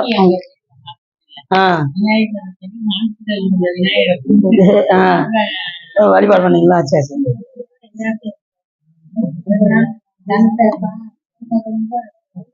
சரி, நம்ம எங்க வழிபாடு பண்ணாலும் நம்ம வழிபாடு பண்ற அந்த சிவலிங்க டெய்லி நீங்க பூ வைக்கிறீங்கல்ல, பூ வைக்கிறத விடக்கூடாது. மனசுக்கு அந்த பூவை வச்சிடணும் எப்படியாவது. வெளியூருக்கு போனாலும் அந்த மலரை சாத்தி நீங்க என்ன செய்யறீங்களோ, பூஜை ரூம்ல எந்த பதியம் பாடுறீங்களோ அது மனசுக்குள்ள ஓடணும். ஓர்வாயினை பாடுறீங்களோ இல்ல எந்த பதியம் பாடுறீங்களோ, உங்களுக்கு தில்லை வளர்ந்தன பாடுறீங்களோ, ஆனா தில்லை வளர்ந்தன பாடாம வெளியில போகாதீங்க. அதை மட்டும் அடிமை உறுதியா சொல்றேன். தில்லைவாழ் அந்தனதம் அடியாருக்கும் இந்த பதியம் ரொம்ப முக்கியமானது. அப்படி சொல்றேன், நான் தில்லை வளர்ந்தன பாடாம நான் வெளியில போறது இல்லைங்க அப்படிங்கிற வைத்துங்க. 1 2 3 4 5 சில பேர் பாத்தீங்கன்னா அந்த இப்படிதான் இருப்பாங்க, வேலை தூக்கம். சரி, அது எதுக்குன்னா சிவன் நான் பாதி படிப்பேன், மீதி பாதி படிக்கும் போது திடீர்னு ஏதாவது வேலை வந்துடும். படிக்கிறது.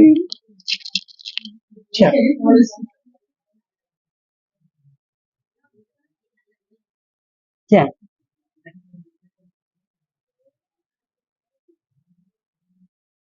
அப்படி அவர் வழிபாடு செய்யும் போது சுவேதன் என்பான் வாழ்நாள் கழிவுது உன்னாள் சுவேதன் தீற்று மாட சூழல் அதனிடை.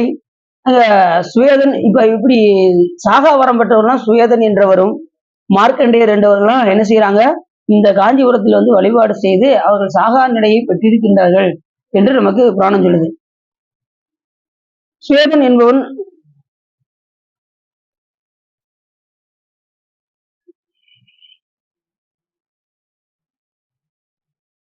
இவங்கெல்லாம் இறப்ப கடந்திருக்காங்க அப்படின்னா,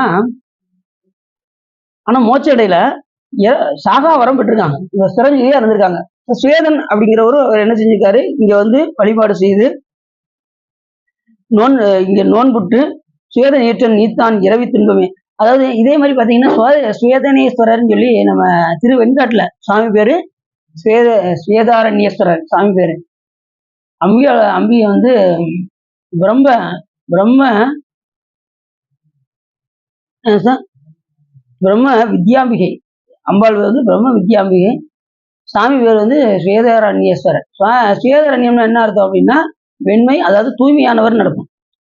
இப்ப வெண்மையை நம்ம எதுக்கு உபமானம் சொல்லுவோம்னா, என் மனம் வெள்ளங்க தூய்மை உடையது அப்படின்னு நம்ம சொல்றோம்ல, அது போல ஸ்வேதன்னா வெண்மை அப்படின்னு அர்த்தம்.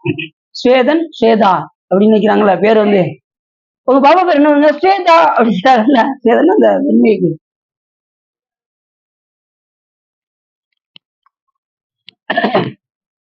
அப்படி அங்க வந்து சாமி வந்து எதனால அந்த சாமிக்கு வந்து ஸ்வேதாரண்யம் அப்படின்னா, அங்க வந்து ஒரு 3 தீர்த்தம் இருக்கும். சாமி ஆனந்த நடனம் புரியும் போது அங்க சாமி கண்கள்ல இருந்து 3 கண்ல இருந்தும் கண்ணீர் அப்படியே வந்ததான். வந்து இங்க வந்து முக்குளமாக ஆகியதான்.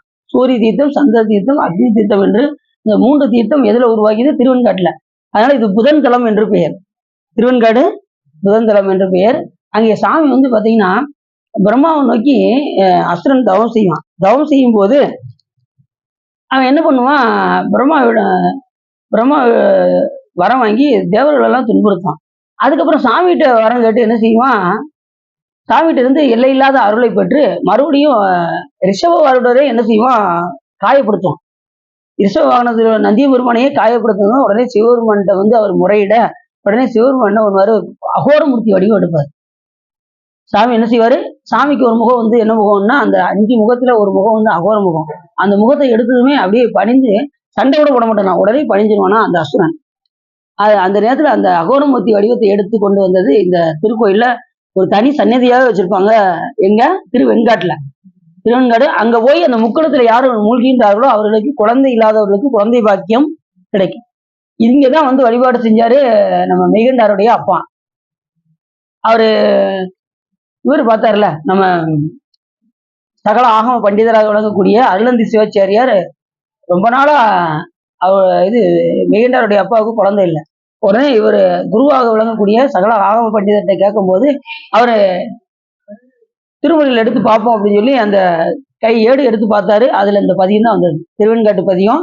கண்காட்டும் முதலானும் கனல் காட்டும் கையானும் பெண் காட்டும் உருவானும் பிறை காட்டும் சடையானும் வெண்காட்டில் உறைவானும் விடைகாட்டும் கொடியானை என்று அந்த பதியத்துல 2வது பாட்டு, பேயடை வாய்ப்பிரிவெய்தும் பிள்ளையினோடுள்ள நினைவு ஆயினவே வரம் பெறுவர் ஐயுற வேண்டா ஒன்றும் வேயனதோல் உமை பங்கன் வெண்காட்டு முக்குல நீர் தோய்வினையார் அவர் தம்மை தோயாவாம் தீவினையே. அப்படிதானே பாடுவீங்க?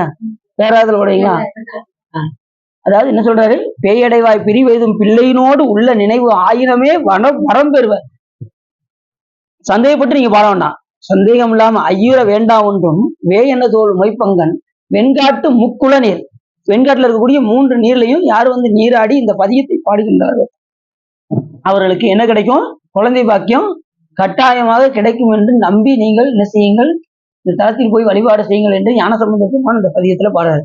அப்படி இந்த பதியத்தை போய் அந்த 3 நீர் முக்குள நீர்ல நீராடி இந்த பதியத்தை பாடுறதுனால அவங்களுக்கு அருமையான ஒரு குழந்தை கிடைச்சது. அவர் பேரு மெய்கண்டார் என்று பெயர். இந்த குழந்தைக்கு என்ன பேரு?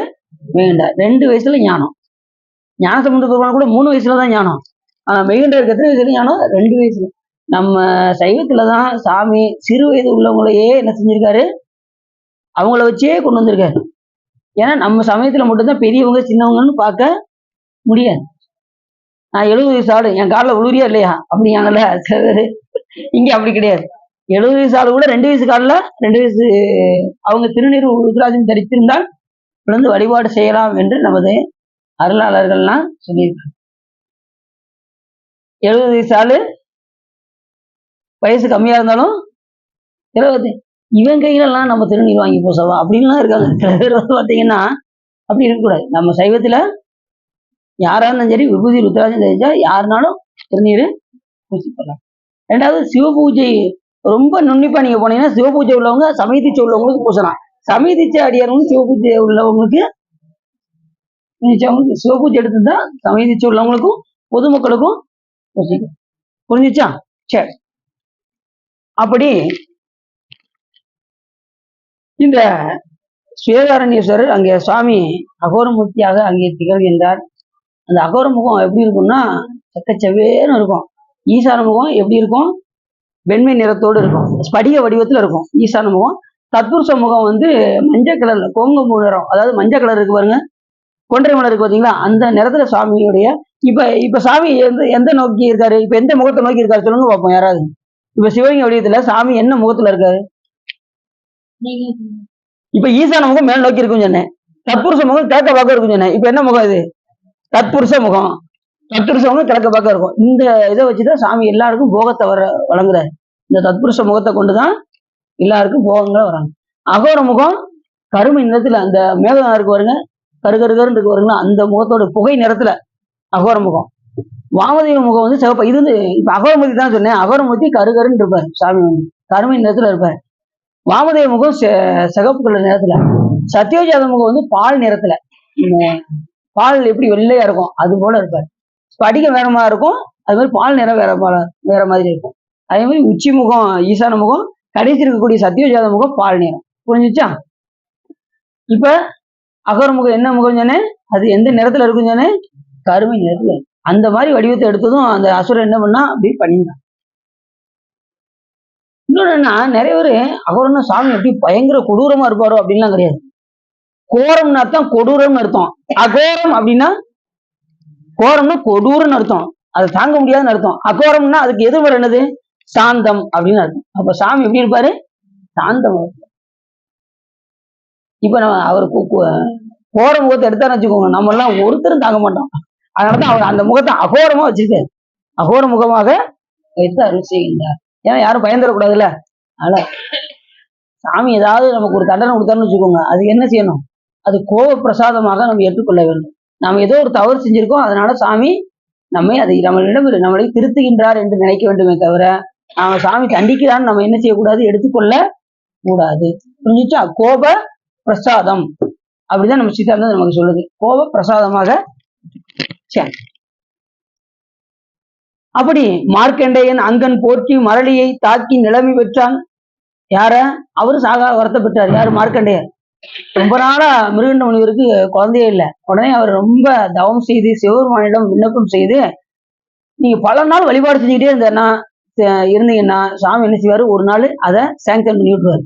பல நாள் விண்ணப்பம் செய்தால் அது ஒரு நாள் என்னாகும், முடிவுக்கு கட்டாயமாக வந்து. அதான் உங்ககிட்ட சொல்றேன், எப்பனாலும் நீங்க சாமிகிட்ட, சாமி உங்களுடைய அன்பை கொடுன்னு கேட்டுக்கிட்டே இருங்க, கண்டிப்பா ஒரு நாள் அது சாங்ஷன் ஆக ஆகும். புரிஞ்சுச்சா? சொற்பொழி கேட்கறவங்க எல்லாருமே சாமியுடைய அன்பை பற்றி, சாமியுடைய திருவடிக்கு வெகு விரைவாக சிவபெருமான் திருவடியை எளிதாக பெற வேண்டும் என்பதற்கு தான் அடியனுடைய நோக்கம். எல்லாம் அதுக்காக எல்லாம் பயந்துட வேண்டாம். சாமி இந்த பிறவிலேயே நமக்கு எல்லாத்தையும் என்ன செஞ்சிடணும், எல்லாத்தையும் முடித்து நமக்கு அந்த பிறவாத நெறியாகிய பேரும்ப நெறியை எல்லா உயிர்களுக்கும் தர வேண்டும் என்பதுதான் நமக்கு நோக்கம். அதான் யூடியூப்லயும் போட்டு விடுறோம், ஏதாவது பார்க்குற உயிர் பார்க்கும் அப்படின்னு. ஒருத்தவங்க கன்னடாவில் இருந்து பார்த்துட்டு போட்டிருக்காங்க மெசேஜ், இந்த வயசு நீங்க, நம்ம வயசு அவருக்கு தெரியுமா தெரியாதான் தெரியல, சிறு வயசில் நீங்கள் பேசுகிறீர்கள், சைவம் வளர்வதற்கு மிகவும் பாடுபடுகின்றீர்கள் அப்படின்னாரு. எல்லாம் சிவபெருமான் திருவருள் அப்படின்னு நான் மறுபடியும் போட்டு விட்டேன், சிவபெருமான் திருவருள் மறுபடியும் போட்டு விட்டேன். ரொம்ப சந்தோஷம். அதுக்கு முன்னாடி ஒருத்தர் கன்னடாவில இருந்து போட்டிருந்தாரு, அப்ப ஞானசமுந்தரை பத்தி பேசும்போது போட்டிருந்தாரு, கன்னடாவிலிருந்து வேளா அப்படின்னு போட்டிருந்தாரு. அது ஒரு சிறப்பாக இருந்தது. ஏதோ எங்கேயோ ஒரு மூலையில நம்ம இங்க கூட 10 பேருக்கு முன்னாடி 20 பேருக்கு முன்னாடி பேசணும்னா அது எங்க வரைக்கும் போகுது பாருங்க, கனடா வரைக்கும் போகுது. இன்னும் மலேசியாவுக்கு தான் போல தெரியுது. மலேசியால யாருமே பார்க்க போல தெரியுது. பாப்பா அதுக்குரிய காலம் வரும், பாப்பா. சரி,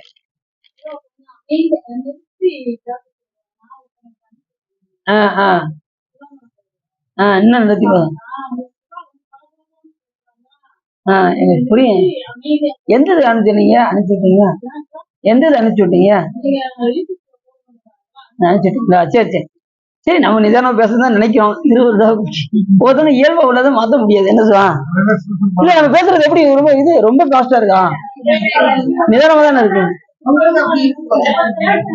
இப்ப நானே ரொம்ப நிதானமா பேசுறேன்னு வச்சுக்கோங்களேன், நீ எல்லாம் தூக்க ஆரம்பிச்சிருவீங்க. ரெண்டும் என்ன செஞ்சுவீங்க, இப்படி மையா கடைசி எதிர்த்தே வருவீங்க. நான் நிறுத்தி பேசுறேன்னு அதுவும் பேச முடியும். ஆனா அடுத்தடுத்து உங்களுக்கு விஷயம் கொடுத்துக்கிட்டே இருந்தாதான் நீங்க அடுத்து என்னன்னு கேட்பீங்க.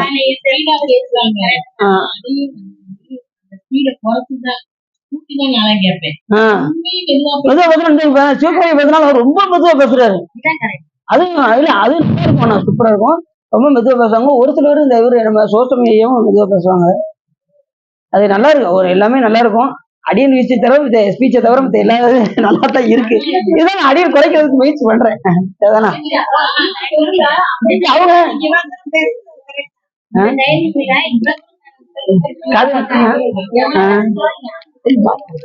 சரி திருவள்ளுவர் போட்டி கட்டு சார் மெதுவா பேசுறதுக்கு நம்ம ட்ரை பண்ணுவோம் என்ன சிவகுமார் ஐயா.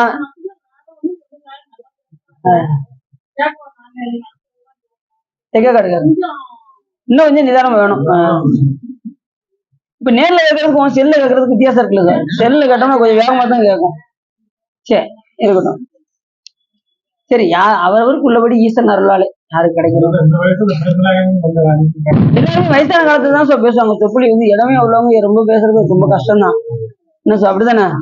எல்லாருமே 60 வயசு மேல தானே பேசுவாங்க சொற்பொழி. ஏதோ வாய்ப்பு நமக்கு இந்த பிரிவுல கொடுத்துருக்காரு, அதை நம்ம பயன்படுத்துறோம் அவ்வளவுதான். என்ன சார்? சரி, ரொம்ப நாள குழந்தை இல்ல அவருக்கு சாமி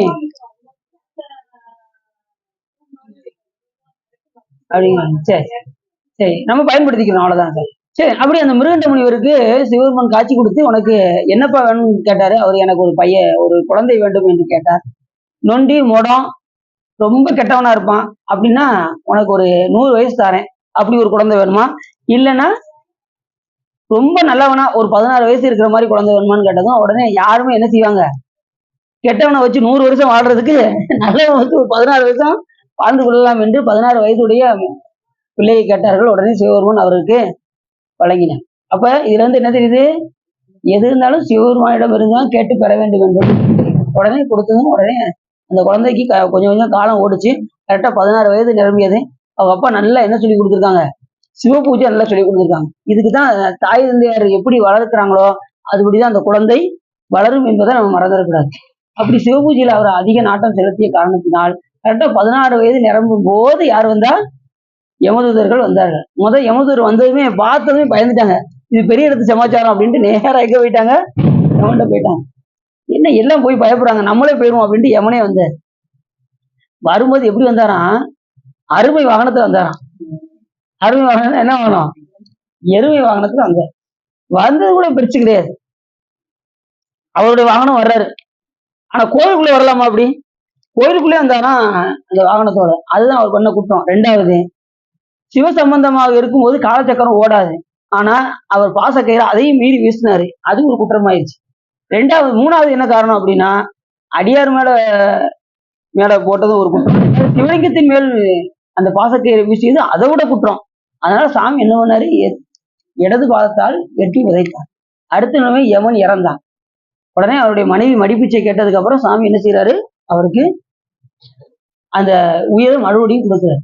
அப்ப அப்படிப்பட்ட ஒரு இதெல்லாம் இது எங்க நடந்தது அப்படின்னா திருக்கடையூர்ல நடந்தது. திருக்கடையூர் அபிராமி கேள்விப்பட்டிருக்கீங்களா? கடவுர் மயானம் கேள்விப்பட்டிருக்கீங்களா? அங்கதான் அவர் எட்டி உதைச்சது, மயானத்துல போட்டாரு சாமி. அதுக்கப்புறம் அவர் மனைவி மடிப்பிச்சை கேட்டதுக்கு அப்புறம் என்ன அப்படின்னா, நீ இப்ப சிவ சம்பந்தமா இருக்கீங்களா, இந்த நேரத்துல உங்களோட காலச்சக்கரம் ஓடாது. அந்த நேரத்துல யமன் வந்தா யாருமே வரமாட்டாங்க, வினையே உங்களை என்ன செய்யாது, பந்திக்காது.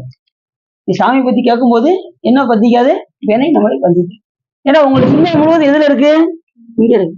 அதனாலதான் உடல் என்ன என்னன்னு உங்களை கேட்கற காரணம். நீங்க திடீர்னு வீட்டுக்கு போயிடக்கூடாது, சிந்தனை உங்களுக்கு. அதுக்காக உடல ஒரு கேள்வியே கேட்கறது. இல்ல இந்த சிவன் அடுத்து ஏதாவது கேள்வி கேட்டுற போறாரு, இங்கேயே பார்ப்போம் அப்படின்ட்டு என்ன செய்வீங்க, மனம் உங்களுக்கு இங்க ஒன்ற ஆரம்பிச்சிடும். இல்லைன்னா திடீர்னு உங்களுக்கு வீட்டுக்கு சிந்தனை வந்துடும்.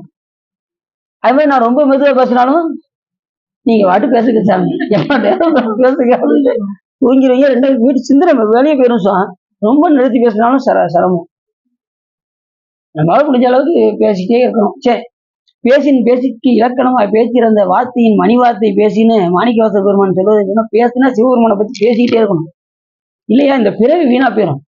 பேசாத நாளெல்லாம் பிறவா நாளே. பேசணும், சிவபெருமானை பத்தி பேசிக்கிட்டே இருங்க, 4 பேருக்கு எடுத்து சொல்லிக்கிட்டே இருங்க. அடியன் பேசுறதுதான் பேச்சு கிடையாது, நீங்க பேசுறதும் பேச்சு தான். நீங்க 4 பேருக்கு கோயிலுக்கு போங்க, திருக்கோயிலுக்கு போங்க, உழவாரப்பணி செய்யுங்க, அடியார்களுக்கு அன்னம் பாடிங்க. இது சிவபுண்ணியம் தானே, 4 பேருக்கு எடுத்து சொல்லலாம்ல சார். அடின்னு சொல்றது கூட பெருசு கிடையாது. நீங்க சொன்னீங்கன்னா ரொம்ப சிறப்பு. நீ சொற்பொழி கேட்டுட்டு போய் சொல்றீங்க பாருங்க, அது ரொம்ப ரொம்ப சிறப்பு. அடின்னு இவ்வளவு நாள் பேசுறதுக்கு ஒரு இது என்னன்னா, நீங்க 4 பேருக்கு எடுத்து சொன்னாதான் அந்த சொற்பொழி கேட்டதோடைய பயன் கிடைக்கும். புரியுது உங்களுக்கு? எத்தனையோ பேரை நீங்கள் என்ன செய்யலாம், வழிபாடு செய்ய வைக்கலாம். உங்க சொந்த பந்தங்களை எல்லாம் வழிபாடு செய்ய செஞ்சீங்கன்னா உங்களுடைய 21 தலைமுறையும் நரகத்துக்கு போகாது. உங்க 21 தலைமுறையை நீங்க காப்பாற்றணும் அப்படின்னா நீங்க உண்மையா இருங்க சிவபெருமான். அதுதான் நம்ம அருளாளர்கள்லாம் சொல்றாங்க. மூவேல் சுற்றம் முரணொரு நரகிடை ஆளாமையார் உள்ள அரசையை போற்றி அப்படிங்கிறாரு மாணிக்கவாசகர். அப்ப மூவேல் எத்தனை? அது இப்பதான் போன சொற்பொழியில ஒரு ஆள்கிட்ட அப்படி கேட்டேன். அவரு 21 கரெக்டு. ஒருத்தர் என்ன செஞ்சிட்டாரு, 3 10 அப்படின்ட்டாரு. 10 அப்படின்னு சொன்னாரு. 3 10 அப்படின்னு கேட்டேன். ஆமா சாமி 3 7 7 3 10 அப்படின்னு பெருக்க சொல்ல 10 தலைமுறை அப்படின்னு 3 அப்படின்னு கேட்டேன். 3 7 10 அப்படின்னு 3 21 தலைமுறை யாரும் என்ன செய்ய மாட்டாங்க, நரகத்துல போக மாட்டார்கள் அப்படிங்கிறத நம்ம உறுதியா தெரிஞ்சுக்கணும். மூவேல் சுற்றம் முரண் யாரு, நீங்க உண்மையா சிவபெருமானுக்கு அடியாராக இருந்தால் உங்க தலைமுறைகள், அதாவது மாமா மச்சான் சித்தப்பா சித்தி பெரியப்பா இப்படி யாருமே என்ன செய்ய மாட்டாங்க, 21 தலைமுறை நரகம் போக மாட்டாங்க. அவங்களெல்லாம் நீங்க தப்பிக்க வைக்கலாம். நீங்க உண்மையாக இருந்தால், யாருக்கு, சிவபெருமானுக்கு உண்மையாக இருந்தால் 21 தலைமுறையை நீங்க காப்பாற்றலாம். புரிஞ்சிருச்சா? சரி, அதுக்கு வேற ஒன்றும் இல்லை. நீங்க அடியார்களுடைய இணைந்து வழிபாடு செஞ்சுக்கிட்டே இருங்க. அப்படியே சாமி என்ன செய்வாரு, நம்மளை மெய்யடியாராக மாற்றுவார். ஏன்னா மாணிக்கவாசகர் சொல்றாரு, நாடகத்தால் உன் அடியார் போல் நடித்துன்னு. அப்ப நம்மளாம் என்ன சொல்லுங்க பார்ப்போம். நம்ம உண்மையா அடியார் ஆவதற்கு முயற்சி செய்வோம். திருவள்ளுவர் நமக்கு துணை செய்யும். சரிதானா? சரி, அப்படி மார்க்கண்டேயன் அங்கன் போற்றி மரடியை தாக்கி நிலவி பெற்றான். அவர் என்ன செஞ்சாரு, அந்த சாகா வரத்தை பெற்றார். எங்க அவரே காஞ்சிபுரத்துல வழிபாடு பண்ணியிருக்காராம். அதுக்கு முன்னாடி திருக்கடையூருக்கு முன்னாடி எங்க வந்திருக்காரு, காஞ்சிபுரத்தை வழிபாடு செஞ்சிருக்காரு மார்க்கண்டேயர் என்று நமக்கு வருது. அப்படி செஞ்சதுனால ஆக்க மைந்தன் மகனும் அந்தன் ஏத்து சாக்காடச்சான் கணநாத சீர்தழுவினார். உடனே என்ன ஆச்சு அப்படின்னா, அவர் சாகா வரம் பெற்றார். சுவேதன் என்பவரும் மார்க்கண்டேயரும் மற்றும் உள்ளவர்களும் இறப்பை கடந்தார்கள். அத்தலத்தை வணங்கி இறப்பை கடந்தவர் பலர். ஆகையினால் நீண்ட வாழ்நாளை விரும்பினோர் அத்தலத்தை வணங்க. நான் ரொம்ப வருஷம் வாழணும் அப்படின்னா இந்த இரவாதானத்தை போய் நீங்கள் வழிபாடு செய்தால் ஆயுளை நம்ம கூட்டிக் கொள்ளலாம் என்று இந்த கதை நம்ம வரும். ஆயுள் நமக்கு ரொம்ப எல்லாருக்கும் வயசு கூட வேணுமா? என்ன எப்படி சொல்றீங்க? வயசு கூட வேண்டாமா? சிவபெருமான் வழிபாடு பண்றதுக்கு வயசு வேணும்ல. பெருதற்கரிய பிறவி இல்லை சுவா, இது பெருதற்கரிய பிறவியை பெற்றும் பிரானடி பண்றதுக்கு தான் நமக்கு பிறவி எடுத்திருக்கோம். நல்லா கூட கொஞ்சம் காலம் இருந்து நல்லா இறைவனுக்கு பணி செய்வோம். இன்னும் எத்தனை தலை யாத்திரை எல்லாம் மேற்கொள்ள வேண்டியிருக்கு, நிறைய பாக்கணும்ல. அடுத்து பெங்களூர் போனோம். அடுத்து எத்தனை வேலை இருக்கு உங்களுக்கு? பெங்களூர்ல முட்டுவாயில கூப்பிட்டுருக்காங்க. காஞ்சிபுரம் போகணும். ஒவ்வொரு இது புராணம் எடுத்து முடிச்சதான் அந்த தளத்துக்கு போகணும். இன்னும் திருச்செந்தூரை நீங்க இன்னும் காட்டவே இல்லை அப்படின்னு சொல்றது புரியுது. அதுக்கும் போகணும். திருச்செந்தூர் போயிடும். முடிச்சதுக்கு அப்புறம் எதை விட்டோம்னோ அது போயிடும். சரி, இதுக்கெல்லாம் நமக்கு திருவருள் நமக்கு துணை செய்ய வேண்டும் என்று இந்த கதை நமக்கு பிறவா தான படலமாக முடியும். நேற்று என்ன பார்த்தோம், இரவா. நேற்று பிறவா, இன்னைக்கு இரவா. இரவாதுன்னா சாகாத வரம். அப்படியுடையவர்கள் மார்க்கண்டேயர், சேதன் மற்றும் ஆஞ்சநேயர், அப்புறம் அஸ்வத்தாமன் இவர்களாம் சாகா வரம் பெற்றவர்கள். இப்ப அஸ்வத்தாமன் ஏன் அப்படி சாகா வரம் பெற்றான்னு ஏற்கனவே கூட சொன்னேன். பாண்டவர்கள் எல்லாம் எப்படியாவது பழிவாங்க வேண்டும் என்று விரும்பினான். எதுக்காக ரொம்ப கோவப்பட்டான் அப்படின்னா, துரியோதனனை தொடையில் அடிப்பான் பாருங்க பீமன். அவன் உயிருக்கு துடிச்சுக்கிட்டு இருப்பான். அந்த நேரத்துல அஸ்வத்தாமன் கேட்பான், என்ன ஆச்சு அப்படிமா, நான் என் உயிர் போறதுக்குள்ள நீ பாண்டவர்கள் செத்தாங்கிற செய்தி எனக்கு வரணும் அப்படிங்கிறதும் போவான் பாருங்க. அத்தனை பேரும் குடியில தங்கியிருப்பாங்க பாண்டவர்கள்லாம். இவன் வர்ற நேரத்தை என்ன ஆயிரும் அப்படின்னா, பாண்டவர்கள் வெளியில போயிடுவாங்க. அவருடைய பிள்ளைகள்லாம் உள்ள இருப்பாங்க அந்த குடியில். அத்தனை பேரையும் காலி பண்ணிடுவான் அஸ்வத்தாமன். கடைசி அர்ஜுனுடைய பையன் அபிமன்யுடைய மனைவி அந்த இதுக்குள்ள இருப்பான். அவ கருவை அழிச்சிருவான். அதுதான் மிகப்பெரிய தவறு. கருவில் இருக்கக்கூடிய சிசுவை அழித்த காரணத்தினால கிருஷ்ணர் அவருக்கு சாபம் கொடுத்துருவாரு. நீ சாகா வரம் பெறுவாய் அப்படின்னு. நீ ஒருத்தர் உனக்கு தண்ணி கொடுக்க மாட்டாங்க, எதுவும் செய்ய மாட்டாங்க, சாப்பாடு கிடைக்காது, உன் உடம்பெல்லாம் அங்கமெல்லாம் ரத்தமா வடியும் அப்படின்னு சொல்லி அப்படி வரம் கொடுத்துருவாரு கிருஷ்ணர். இப்பயும் அரபிக்கடல்ல வாழ்ந்துகிட்டு இருக்காருன்னு சொல்லி செய்தி நமக்கு வருது. இன்னும் இருக்காருன்னு வருது. ஆனா நம்ம இப்ப இந்த காஞ்சிபுரத்துல அவர் வழிபாடு செஞ்சிருக்காருன்னு சொல்லி நமக்கு வருது. அப்படிங்கும்போது அவர் அந்த இதுல இருந்து கொஞ்சம் வரத்தை மாத்தி வாங்கியிருப்பாருங்கிறது நமக்கு தோணுது. காஞ்சிபுரத்துல அஸ்வத்தாமன் வழிபாடு பண்ணான்னு வருது இல்ல. அவர் அந்த சாகா நெறியில இருந்து கொஞ்சம் சாமிகிட்ட வழிபாடு செய்து இப்பயும் வழிபாடு செஞ்சுக்கிட்டு இருக்கான்னு தான் வருது. கொஞ்சம் அதுல இருந்து கொஞ்சம் மேன்மை அடைஞ்சு ஓரளவுக்கு சாப்பாடு கிடைக்கிற அளவுக்கு வந்திருக்கலாம். அப்படி கூட இருக்கலாம். ஏன்னா கிருஷ்ணர் கொடுத்த சாபம் நீங்க அதுல அதுக்கு சாமி ஏதாவது அருள் செய்வார். சிவபெருமான் நினைச்சாருன்னா என்ன வேணாலும் பண்ணுவார். புரியுது உங்களுக்கு? எந்த உயிரிலையும் சாமி என்ன செய்ய மாட்டாரு, வேதனைப்படுத்த விட மாட்டார். எல்லா உயிர்களையும் காக்கும் பொருட்டு எவ்வுயிரும் காக்க ஓர் ஈசனுண்டோ இல்லையோ அவ்வுயிரில் நாம் ஒருவர் அல்லவோ என்று கூறுவதற்காக பெருமான் எப்படிப்பட்டவர், கருணையே வடிவானவர். கண்டிப்பாக என்ன செய்வாரு, எல்லா உயிர்களுக்கும் கருணை செய்வார் என்று சொல்லி இதுகாரம் உள்ளம் நிறைந்து வகை சிறந்து இந்த காஞ்சி புராணத்தை நீங்க கேட்டதினால் உங்களுடைய வல்வினை கரைந்து திருவருள் உரையும் என்று சொல்லி திருப்பூர் வாடி அடியின் உரையை நிறைவு செய்து அடுத்து நம்ம என்ன பார்க்க போறோம், நாளைக்கு மகாலிங்க படலம். மகாலிங்கத்தை பத்தி நம்ம என்னைக்கு பார்க்க போறோம்,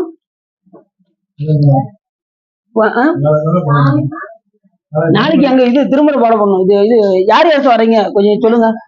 நாளைக்கு மடாலத்துல ஒரு இல்லத்துல வந்து திருமணம் பாடம். ஆமா, அது அவங்க சாயங்காலம் சொல்லியிருக்காங்க. சரி முடிச்சுங்க. சரி, இதுதான் உள்ளம் நிறைந்து உகை சிறந்து இந்த காஞ்சி புராணத்தை கேட்டதான் உங்களை வலிமை கரைந்து திருவள்ளுவர் உரையும் என்று சொல்லி திருப்புகழ் பாடி அடையும் உரையும் வச்சுட்டோம். புமியதனில் பிரபுவான புகழியை வித்தகர் போல அமித கவி தொடைபாட அடிமைதன கல்வாயே சமரில் எதிர்த்த சுர்மால தனியில் விட்டருவோனே நம சிவாய பொருளோனே ரசதகிரி பெருமாளே. கைலாயபுரம் சிவஞான போதனை காட்டும் என்னை பயில்வாய் மிகண்டான் சந்ததிக்கோர் மெய்ஞான பானுவாய் உயிலாரும் பொழில் திருவாவுடு தெரிவாள் ஒரு நமச்சிவாய் தேவன் சைலாய் மறுபடியும் திருமரபு நீடூடி தலைகமாதோ வான்மையில் வளாது பெய்கமளிவளம் துறக்க மண் போன்முறை அரசு செய்க குறைவில்லாது எங்கள் வாழ்க நான்முறை அறங்கள் ஓங்க நட்டவும் வெள்ளிமல்க மேனுகள் சைவ நீதி விளங்குக உலகமெல்லாம். பார்வதி பதையே என்னாருடைய துணையை போற்றி வேலுமுருகனுக்கு சிற்றம்பலம் தில்லையம்பலம் பொன்னம்பலம் அருணாச்சலம்.